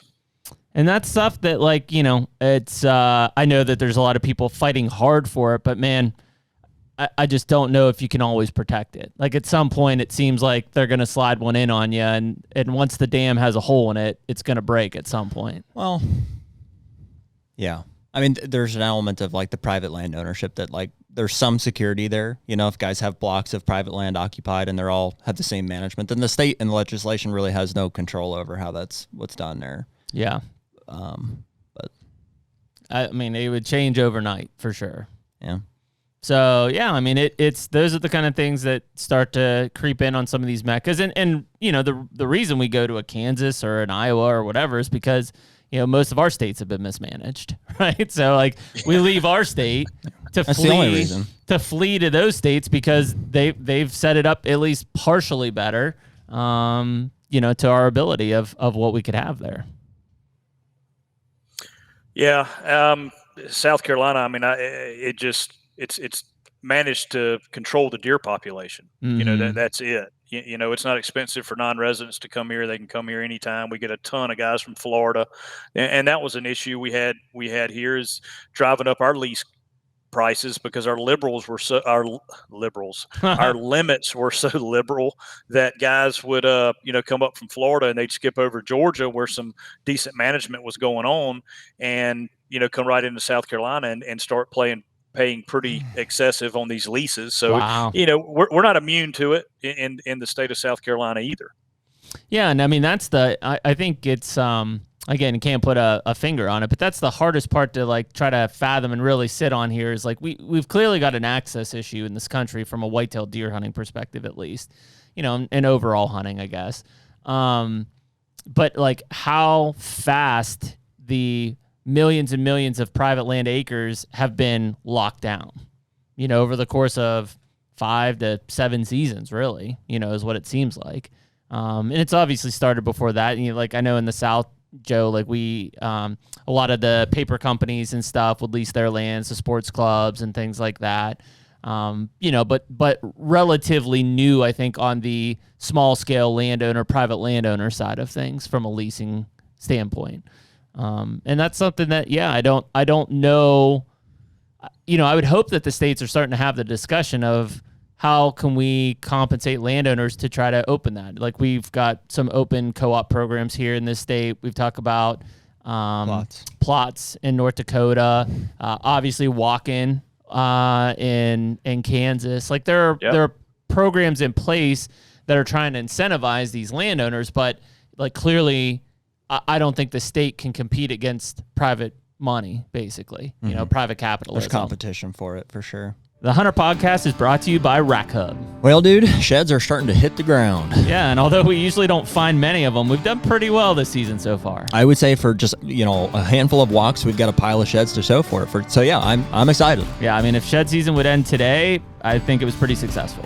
So this year, we're partnering with Rack Hub. It's an antler mounting system for your sheds. Yeah, and obviously, people have watched our podcast. We've got this massive pile of sheds that are on the table at all times, but you guys took the time to set up Wide Boy Shed on the R1, which is a really cool way to now have that thing right off to my left-hand side during the podcast. So some of these sheds just call for a little bit more appreciation, I guess. So rather than being on a pile on the table, we're going to mount them on the wall, and they look awesome. So yeah. And so if anybody wants to try Rack Hub, you can use the code HUNTR10, HUNTR10 at rackhub.com to get 10% off your order. Use Rack Hub to make the most of your shed season.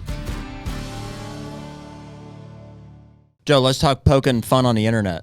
The first time that our paths have crossed in recent years was we had John Eberhardt on our podcast, and I assume know John, and he's like, ornery old son of a gun, right? And he was talking about private land. I think he threw Don Higgins into a lump of like whatever guys that are people that basically couldn't hunt their way out of a paper bag, or however he said it. Yeah. Mm-hmm.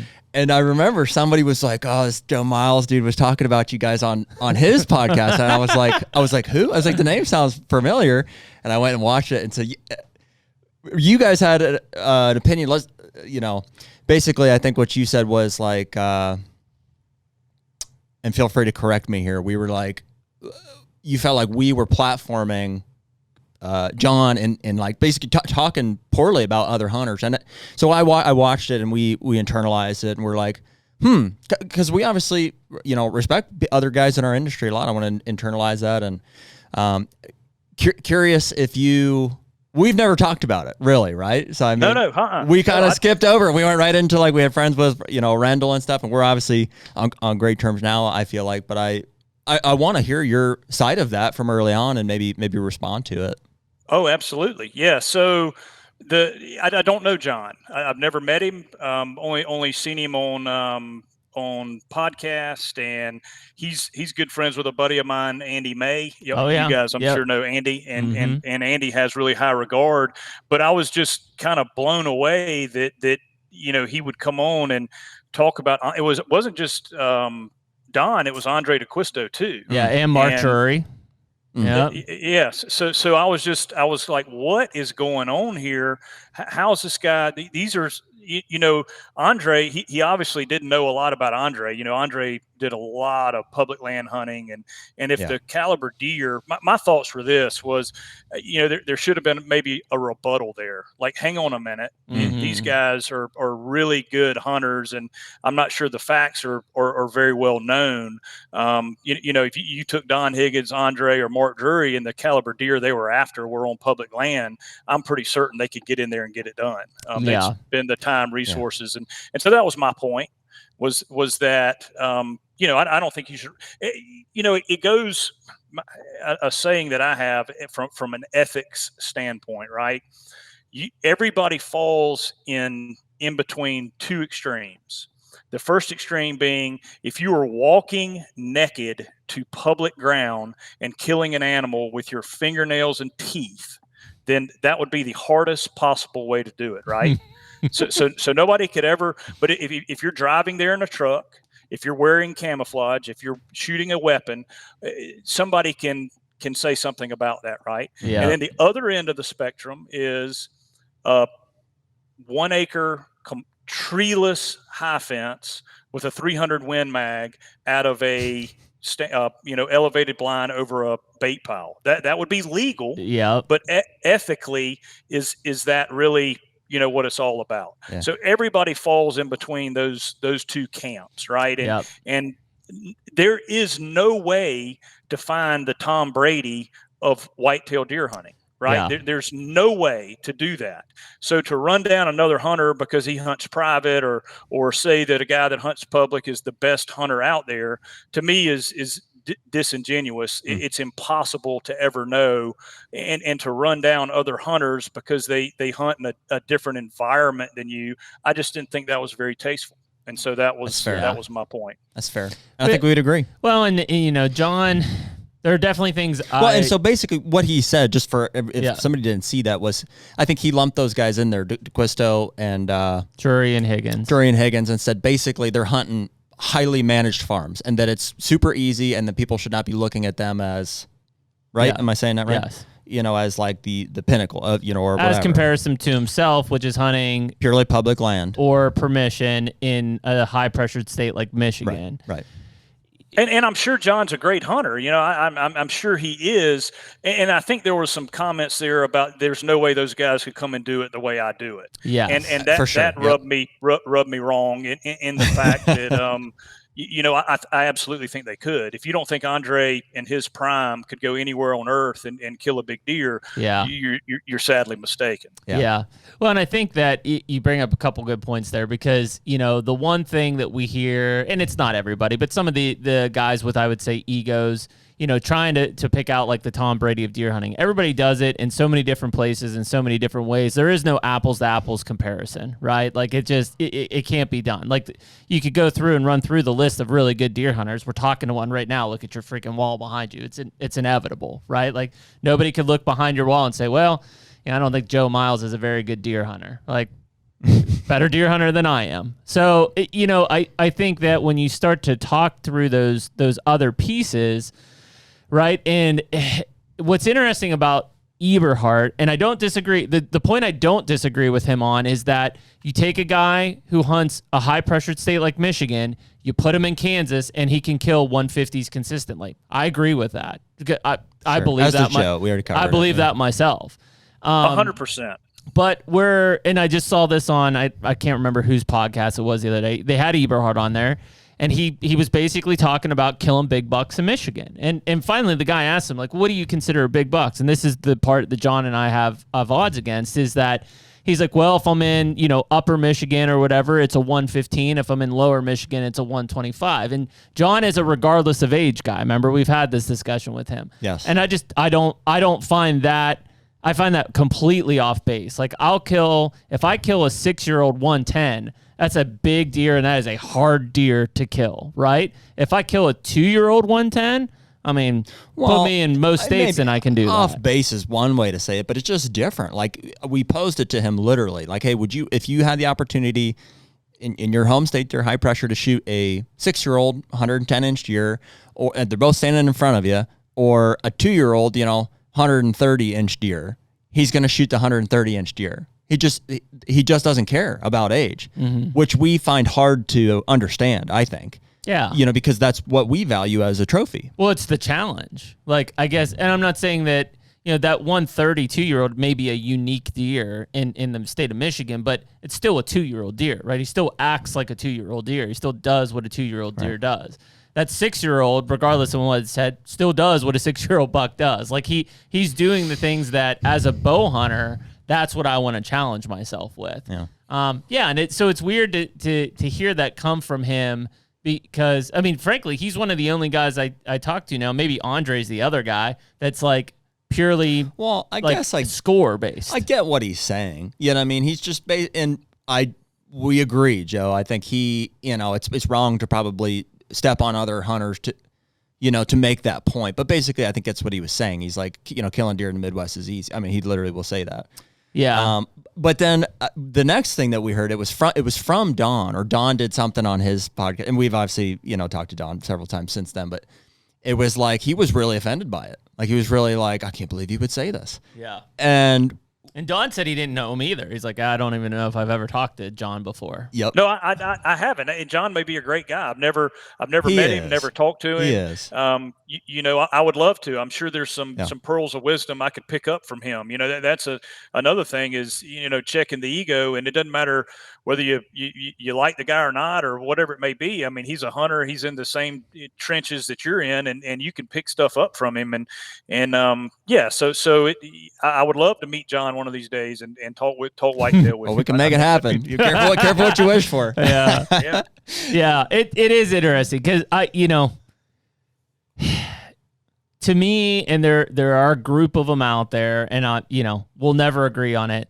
There are a group of guys who are just like the public land, straight out. Like, if you're hunting private land, you're not hunting shit. Like, you're just, it's not a challenge. It's easy. I could kill big deer any day of the week on your private land. And it's just like, there's also something, he's been hunting from a saddle since like he was 15 years old. There's something with blood flow getting cut off there that is possible. It's very possible.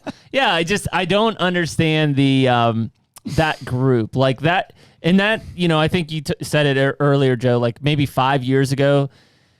Like, I mean, I grew up cutting my teeth on public land. That's all I had. I didn't have private land to hunt, or I had very few permission pieces. Like, now the public land guy, like, he looks down at the private land guy. He's just like, man, yeah, you're just hunting private land. Like, I'm out there really cutting it on public. And, I don't know if it's a justification for the lack of success, or for the lack of quality deer. I don't know what it is, but it feels to me often more like a crutch than it is like something that they're actually proud in. Yeah, again, to each his own. Do what you want to do, hunt the way you want to hunt. And you hit on it earlier, we're losing hunters' numbers, and not to get philosophical and kumbaya, but I mean, come on, let's not run down each other. We were poking fun earlier. I said a guy in the South, or a guy that hunts public land, or not public land, a guy that hunts heavily pressured states and can kill a deer over and over again, could go anywhere on earth and kill anything. I'm not, that's poking fun, obviously, sure. but the point being, there's no reason for that, right? Right. To me, I want to move on from that, and I want to do what I enjoy doing. And if a guy kills one on public, great. If Andre or Don or John Eberhart kill a big deer, I'm going to be excited for him. I'm going to be happy for him because I know how hard it is to do, whether it's public or private. It's a hell of a feat to kill a big mature deer, no matter what. Yeah. Well, and I personally want there to be room for poking fun, like in the industry. And I know because there's a lot of ego, like it's an egotistical sport. Like we want to challenge ourselves to kill the biggest, it's the oldest alpha male type thing. It is. It's what drives you to just be a perfectionist with your gear and with your preparation and to like go out of state to do these like crazy stuff. So there's a lot of ego involved, and it's hard not to get offended when you get lumped into something, like what John said there. But I really want for that to exist, for us to be able to like have camaraderie and like Sure. I'd love to connect him with John, and like because I don't think that anybody really.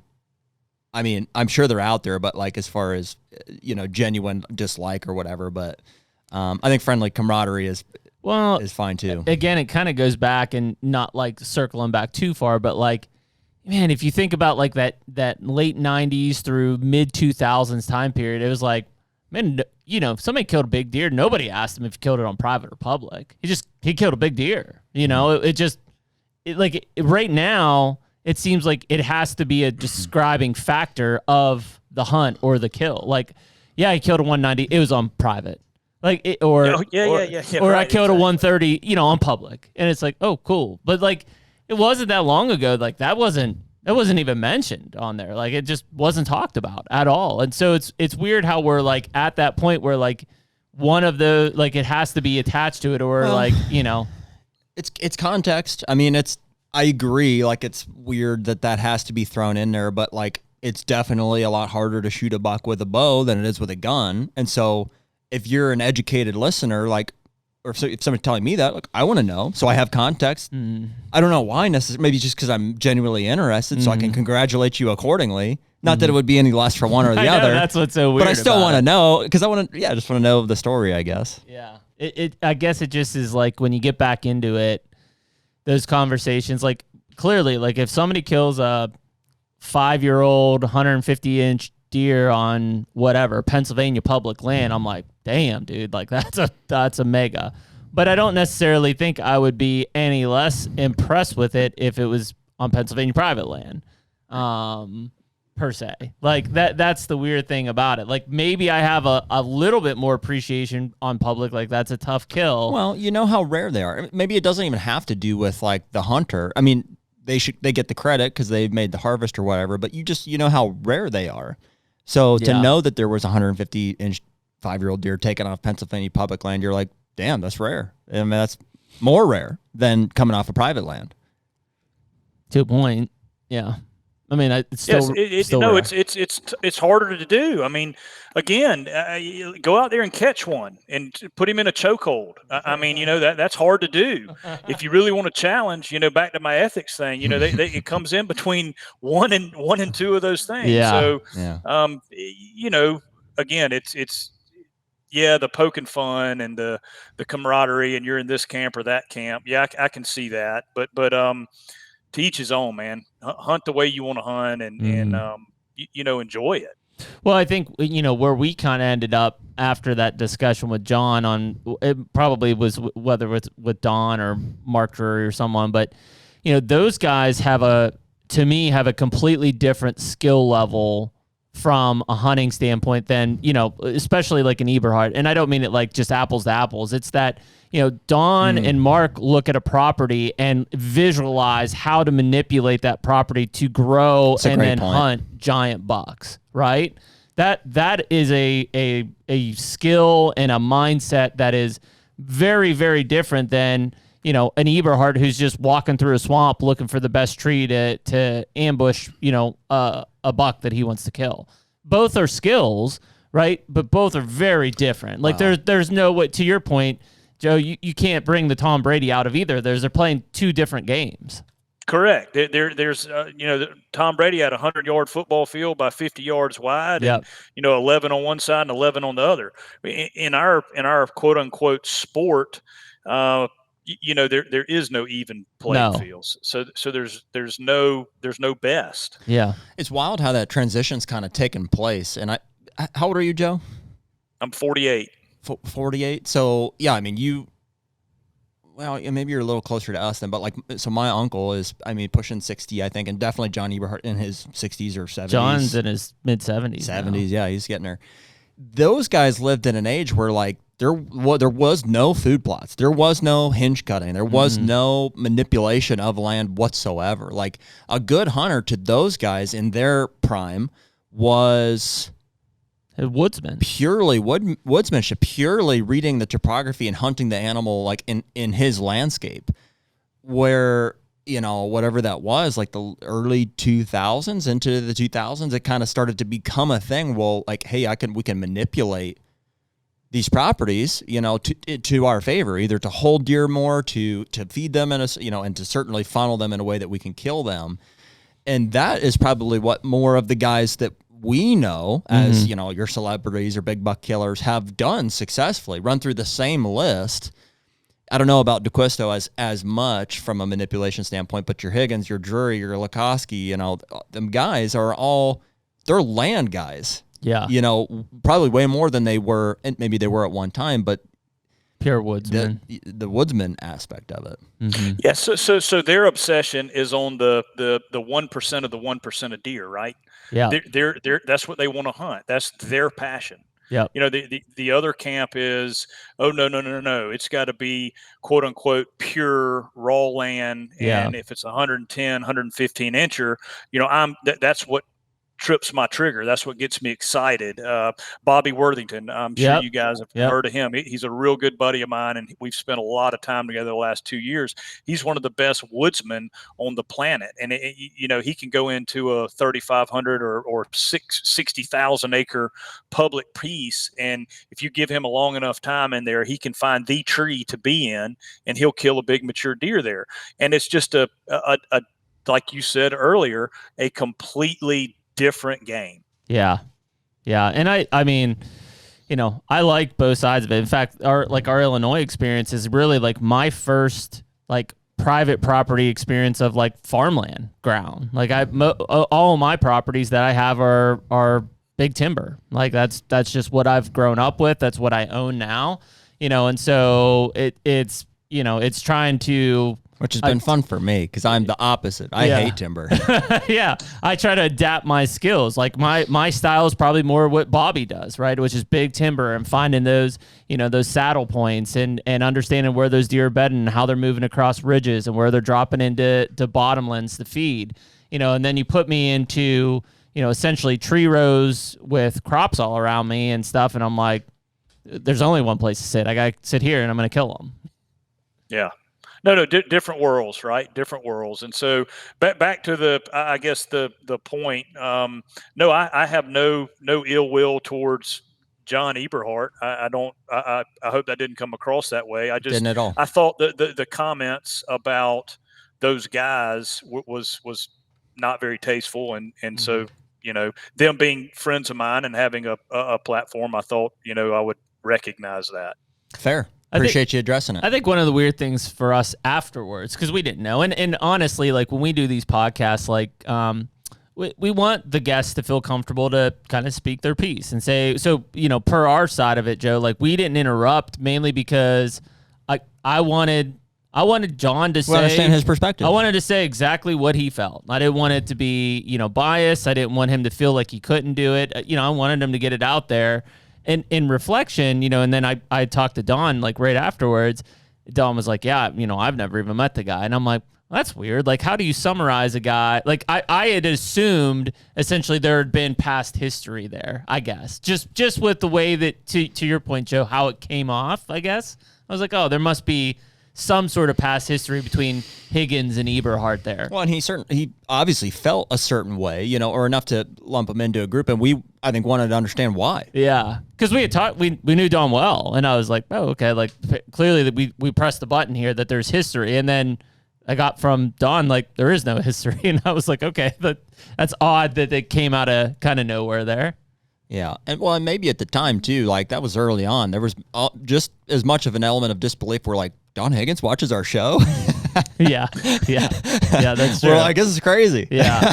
So yeah, it is weird, and obviously at the, you talk about the poke fun, like at the lower level between, public land guys and private land guys. I mean, we all have fun with that. And it's, we hunt public. I'm sure they hunt some private, or they aspire to hunt private, whatever it is. Like there's fun on that. There's bigger fish to fry in terms of the combatants where we really have to focus our time. And, that's one thing that Jared and I have really tried to look at, Joe, on our side. And I don't know what the DNR looks like there in South Carolina and how it's structured, but more and more we're finding ourselves, I guess, in the mix / on the forefront of having difficult discussions with a lot of the state side of things or the lobbyist side of things, just because now we're starting to understand what's happening on the back end of these places, and it's like, or not happening. Yeah, we're not happening, and it's eye opening to be like, wow, like we didn't even know this is going on, or like we talk about crossbows, like the amount of lobbyist dollars being pumped into Iowa to get crossbows legalized, and you realize like, okay, it sounds like a lot of money, but the moment it's legalized, they immediately are making a huge return on that investment. Of course. Yep, follow the money, right? Yeah. I mean, they're not doing it just because they think crossbows would be good to have in the state. They're doing it for a bottom line. Exactly. So it's we start to get into that more, and we've had a little bit in the South. Like I saw just recently in Mississippi, like one of the commissioners is accused of like dropping buckets of crickets on their I saw that too. on their fields before the turkey opener. I'm like, what? Like, where do you Are you serious? Like that's. But I mean, there are things that are at these upper levels that, because of the platform, and I'm sure you see it now with your position and your platform in ASIO, it's like, man, there's a lot of things going on behind doors that as a group, right, as the hunter group, that we have to start to kind of put our power towards and try to organize, because the facts is like, as a group of hunters in the United States, we are not well organized at all. No, I agree with that 100%. I think at the end of the day, we all want for each of us to be able to hunt the way that we. So what you were advocating for earlier is like hunt the way you want to hunt, and just do what you enjoy. I think deep down, every single one of us wants that. Whether you hunt private or public, or with a crossbow or a compound, it's like, who are we to be in each other's business? But that means that we all want, improvement of, or for there to be a resource for us to do that. We don't want to worry about the neighbor or what they're doing or this, so I think the only thing you can do is advocate for things that will improve the resource so that we can all continue to, hunt the way that we want to hunt. Yeah, that's it, right? It's we want our kids to be able to experience the heyday of whitetail.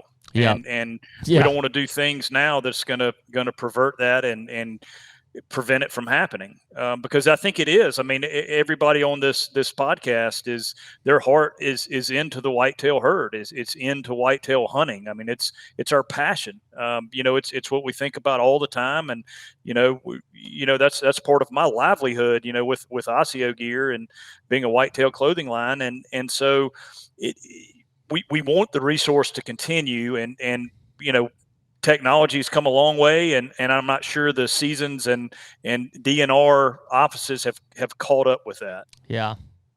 Well, so Joe, here's where I want to pivot into. So let's talk ASIO a little bit, right? I'd love to know more about. We kind of heard your background there of coming up. Like, where did ASIO come from, right? You've gone through these different businesses and running these different businesses. At some point, you decide, hey, I want to start a camo company. Yeah. Had to jump in the deep end and worry about how to swim after that, right? Yeah. So, I guess the thing for me was I saw a gap in any business that I've been a part of or started. It's been filling a gap, Mm-hmm. and a problem, if you will, or just an opportunity. And with ASIO, I had the opportunity to hunt some sheep, hunt some goats, and use quite a few of the brands born in the West, right? Yep. The really high end, the Jason Hairston, pioneer in bringing the skiing type clothing to the hunting industry, and it changed things. I would remember it getting into the 15, 20 degrees and looking like the Michelin Man with all my cotton and fleece on and going out to the stand. And then I got exposed to that high end technical gear, and I was just blown away at how good it was, and how I could sit forever in wind and didn't need near as much. And long story short, I started wearing that stuff whitetail hunting and just said, man, there is a huge gap here in a really good camo pattern for whitetail hunting in the timber, as opposed to this, Western type stuff that may work really well in the West, but it's just not cutting the mustard for me in the areas that I hunt, in the hardwoods and in the timber for whitetail deer. So that's what we did. I had thought about it and said, I'm not going to do it until, light bulb moment for a really good camo pattern. And when we started the ASIO HUNTR pattern, when that idea came into fruition, that's when I said, yeah, I'm going to move forward with it. That's how I got started with it. And so what year was that you started to come through with that pattern?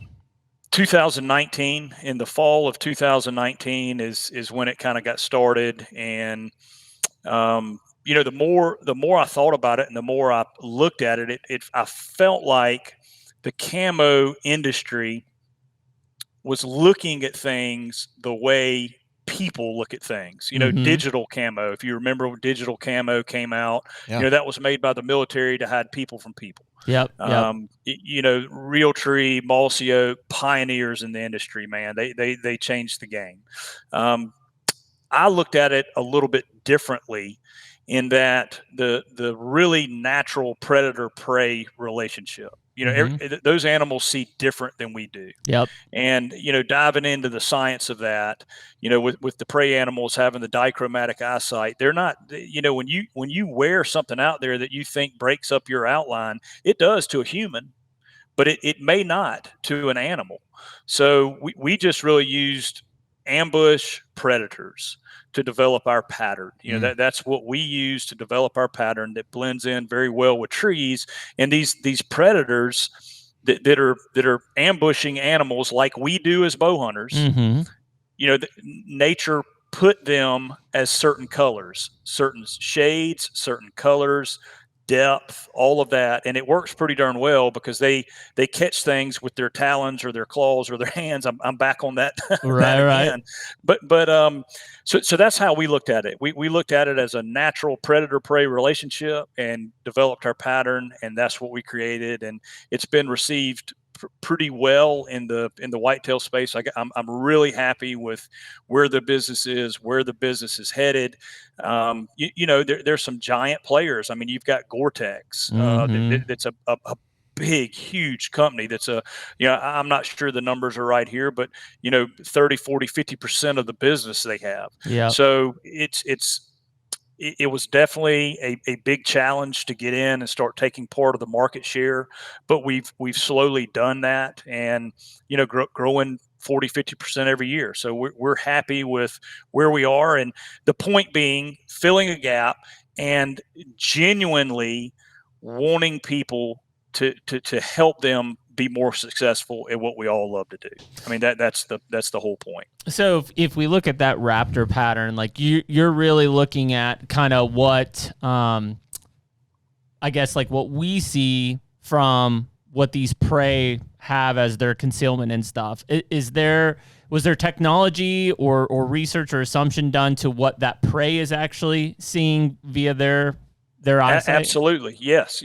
That's where you look at rabbits, you look at squirrels, you look at deer. They have a dichromatic eyesight, and that's where we have 3 sets of cones. They only have 2. Okay. And so they don't see in black and white. They see blue really well, but then they don't see the green spectrum.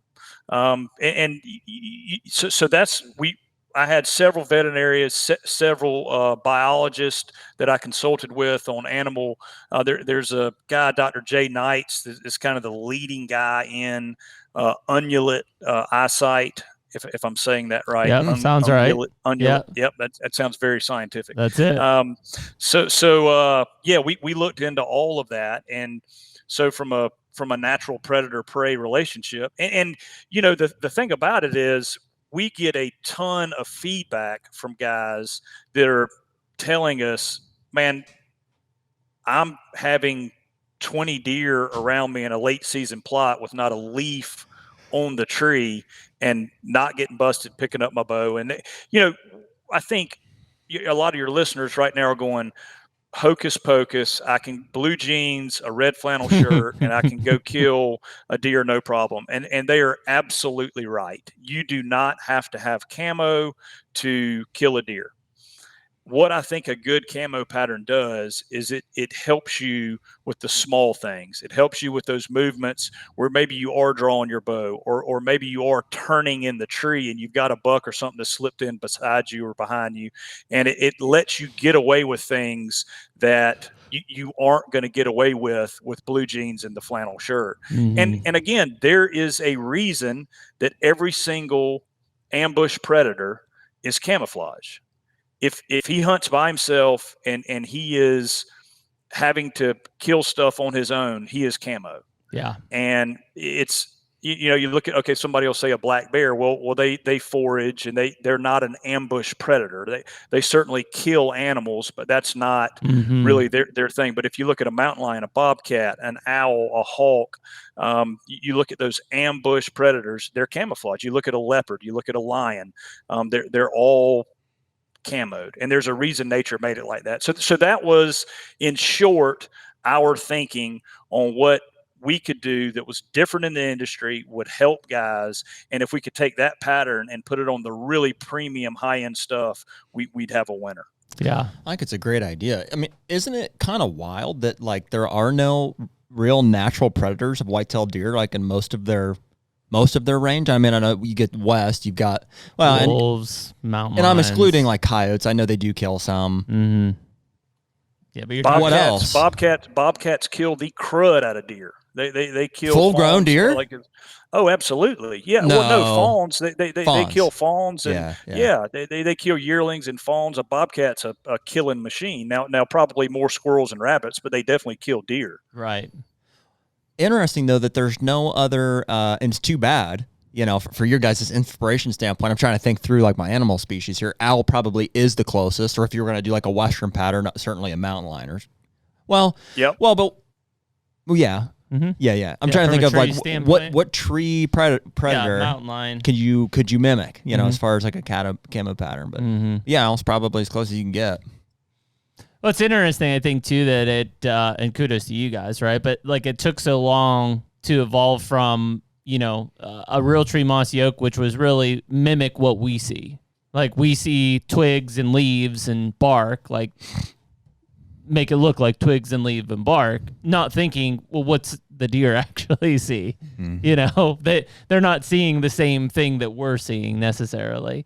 But I mean, for how long? I mean, from the 80s through, really up until, not that long ago. That was what people wore. You wore tree bark patterns and leaves and whatever. And people killed a ton of big deer. Yeah. You can't say that people haven't killed big deer wearing all that other stuff. Yep. But things improve, things get better, and we wanted to be part of that. Yeah. So did you have a background in apparel at all, or like was that totally, how do you just get into an apparel company? No, I was the absolute opposite of a lot of the companies that started with the apparel knowledge and then became hunters as time went on. I really did the opposite. Hunted, and then started the apparel with no knowledge whatsoever in the apparel industry, and got very lucky. Had a local guy that had been part of a big fishing apparel company.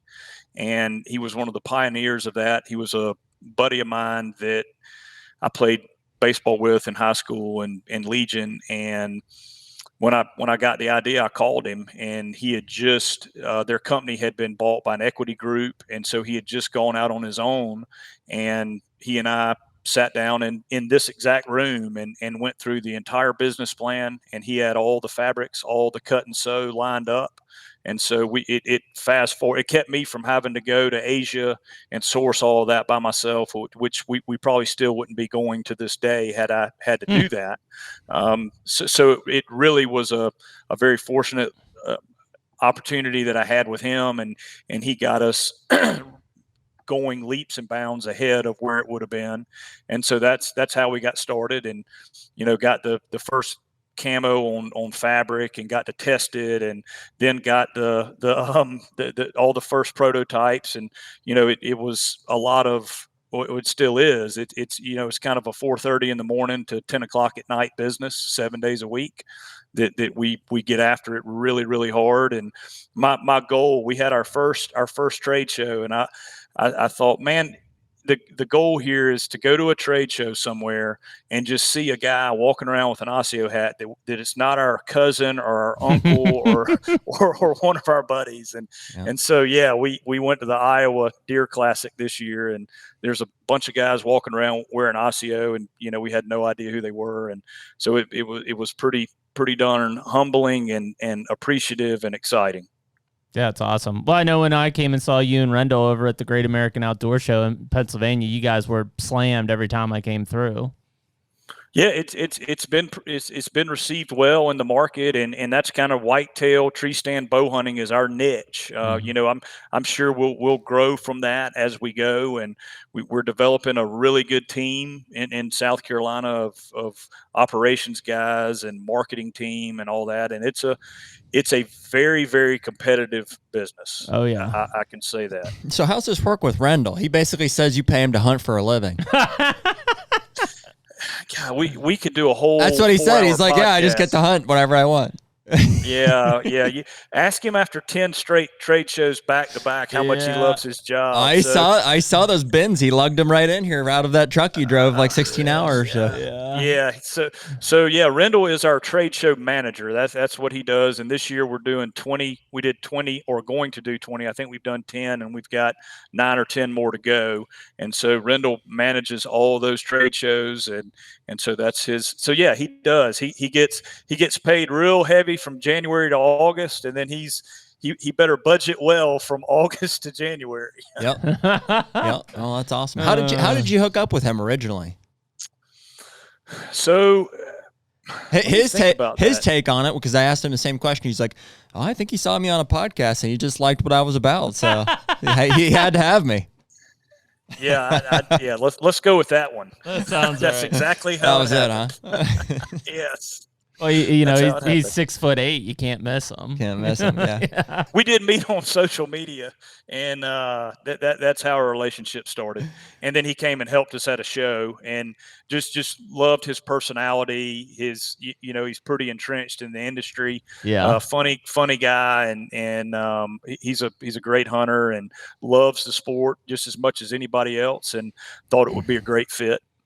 We love Rendell. He's been on, I don't know, three times maybe at this point. And so has Johnny Stewart, has been on quite a bit. And we were sitting here talking about luck, whether there's luck or not. And Johnny's like adamantly, he's like, I don't believe in luck in hunting. It's purely I did it or I didn't. And Rendell's over there sit back and he says, come on, Johnny. Yeah. Come on, Johnny. Well, I mean, Rendell's a perfect example of a dude who's ate up with it. He leaves North Carolina, just moves the whole way across the country, picks some random town in Iowa and says, I'm going to set up here and teach, and then kill Iowa bucks. Yep. Yeah, that's an aggressive move. When we just getting to know Rendell, I was like, so what do you do for work, dude? Like, how do you, whatever. He's like, oh, well, I teach like special education and stuff. I was like, oh, dude, that's awesome. That's like super admirable. And he's like, yeah, I don't really like it that much.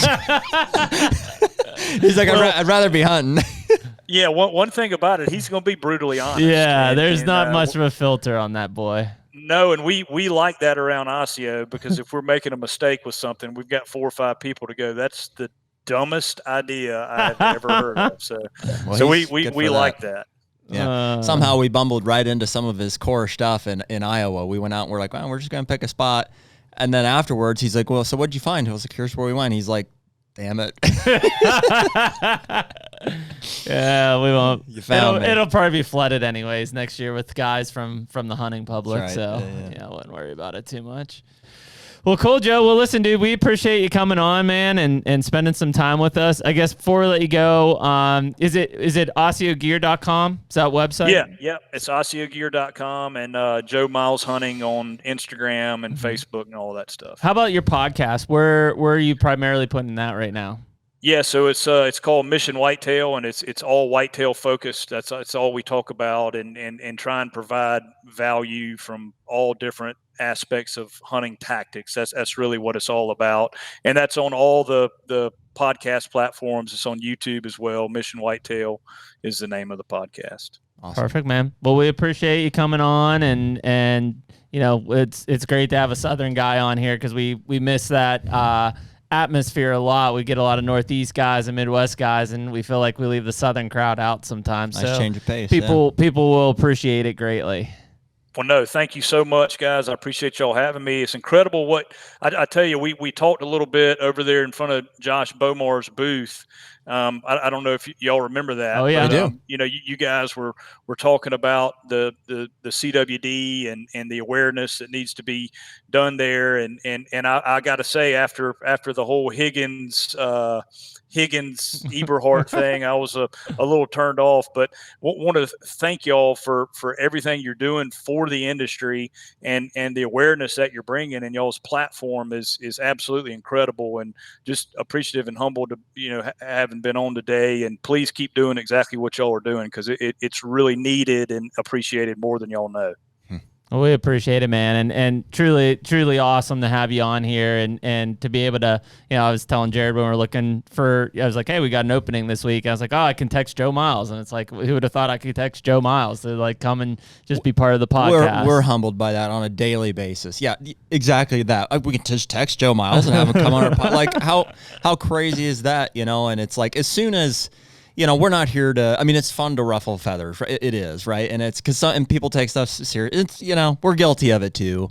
But I remember, like, as soon as that happened, I think my first thing was like, dude, we gotta have him on. We gotta have him on and talk through this. Like let's get it sorted out here. So I hope it wasn't awkward for you. On today or whatever. Absolutely not. No, absolutely not. No, I appreciate it. That's good. It's good stuff. Cool. Yeah, man. No, it's been fun. We appreciate it, and best of luck this year and with the business and everything. And we'll be in touch, man. We'd love to have you back on. We get you and Rendell in the same room on a podcast, and we'll have a blast on that. Yeah, I can guarantee that. Awesome, man. Well, appreciate it, Joe, and thanks for being on. The HUNTR Podcast is brought to you by Sever. Well, one of the biggest things that we always talk about is what our arrow setups are. And this year we're shooting the Sever broadheads. I think we're both shooting the new 2-inch titanium broadhead. And so, we're huge proponents of expandables. And I know we've had this argument back and forth with people, but we're right and you're wrong. And you just need to accept it. We just want to have a giant wound that pumps out blood. That's the bottom line. We build our arrow setups and shoot bows, to maximize penetration. And we shoot broadheads that are going to give us the best blood trails, the most hemorrhage possible. And so part of those setups is we're also shooting the Easton arrows here coming up pretty soon. So we've shot the Victory in the past, and there's all kind of great arrow shafts on the market, but like we're looking for a whole system from broadhead to arrow components to the arrow shaft itself. And the more we look at some of these Easton shafts and the components that go with them, that setup's going to be really deadly for us. Yeah, I'm actually using the Easton traditional axis right now in my traditional setups for both my recurve and my longbow. I've got a 100-grain brass insert on those, and then obviously I'm using a fixed blade broadhead on those specific shafts. Right on. So, but yeah, our goal is always to be shooting the best broadhead that we think is going to be the most lethal for our setups. We've done plenty of research. We believe in the Sever broadheads, and we hope you would check them out at Sever Broadheads as well. Pretty cool. Yeah, it's good. I mean, it's once you start to hear the story, and it's like, oh, okay. And frankly, I haven't heard Matthew's dominant bucks in like a while. Brings back some good memories. As soon as it came up, I'm like, oh, yeah, Tom Miranda, Stan Potts was on that one too. Yeah, they were the guys. Yeah. Yeah. So yeah, you hear that, and then obviously Team 200 and stuff we know, but yeah, pretty wild to hear that. And you've seen that video, the $3 on 29 I feel like acres? I have. Yeah, it was in my feed just the other day. I'll look it up. I didn't even realize it was Joe, but I mean, yeah, and obviously you could tell just from that dude's a straight killer. Oh yeah. I mean, just mercenary. Yeah. And he's running in the crowds of Rising and Higgins and Andre, like, yeah, just straight killers out there. Yep. But it's cool to see he's coming. All those guys we talk about are Iowa, Illinois, Ohio. Here's this guy like out on his own island in South Carolina, like coming and getting it done in places. Just ate up with it. Yeah, I mean, I Appreciate couldn't that. quite count. His head was a little bit in the way, but I mean, there was A lot. like pushing 100 heads on that wall. A lot there. of I'm big- sure that's just like one wall. A lot of giants in there. Yeah. Yeah. So yeah, I mean it's cool to see that and hear that and just know like his true passion for that space. And again, man, it's I know we beat the dead horse. It's a pattern like that. There's a dude who, was a grinder growing up in South Carolina hunting, swamp bucks and stuff. And then all of a sudden he's like, oh, here's what the Midwest is like. And like, he's killing them out there. And it's a pattern, dude. I mean, it's just guys who grind in these hard states, then eventually trip on and find the Midwest. And it's like, oh yeah, I can kill big bucks out here. Well, it's cool to have that perspective, just to, the Midwest is obviously great, and for what you want out of a mature buck experience, the hard rutting and stuff. It's like, yeah, that's kind of where you got to go. But even us, I mean, I could see, not that I'm interested in going and hunting South Carolina by any means, but I could see us like coming back and reigniting some stuff in Pennsylvania. Like we're kind of seeking, especially because the people that are here, Yep. and certainly, Ohio's not far from us here and stuff, but it's nice to have the perspective, and we're fortunate to be able to hunt a bunch of different states and kind of see what's going on. Even as far west as, the Western guys will laugh at us, but as far west as North Dakota, the Dakotas, and I mean that's obviously very different, for us. But well, I mean, the Western side of things is just it's not apples to apples, right? When you start to go to the West and it's muleys and elk and draws and limited opportunities and BLM. You're land. due for an elk hunt, dude. I know, I've never done one ever. I'll do one with you. Yeah, just I don't want to make all the Western guys mad and kill all their elk. Yeah, right. Well, don't worry. It'll take us a few years to get drawn for a good one. But I say that in a not like in my. But how many times have you hunted elk? Twice. How many times have you killed an elk? Twice. Well, in fairness, My I point- was with an outfitter, so there's that.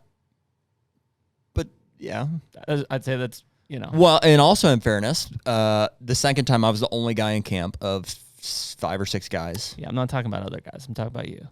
Okay, It's 2 for 2. all right, 2 for 2. Well, yeah, but I'm not every guy. So. Well, and I say that in similar comparison. Are we about to arm wrestle? What are you in Kansas? My record. Yeah.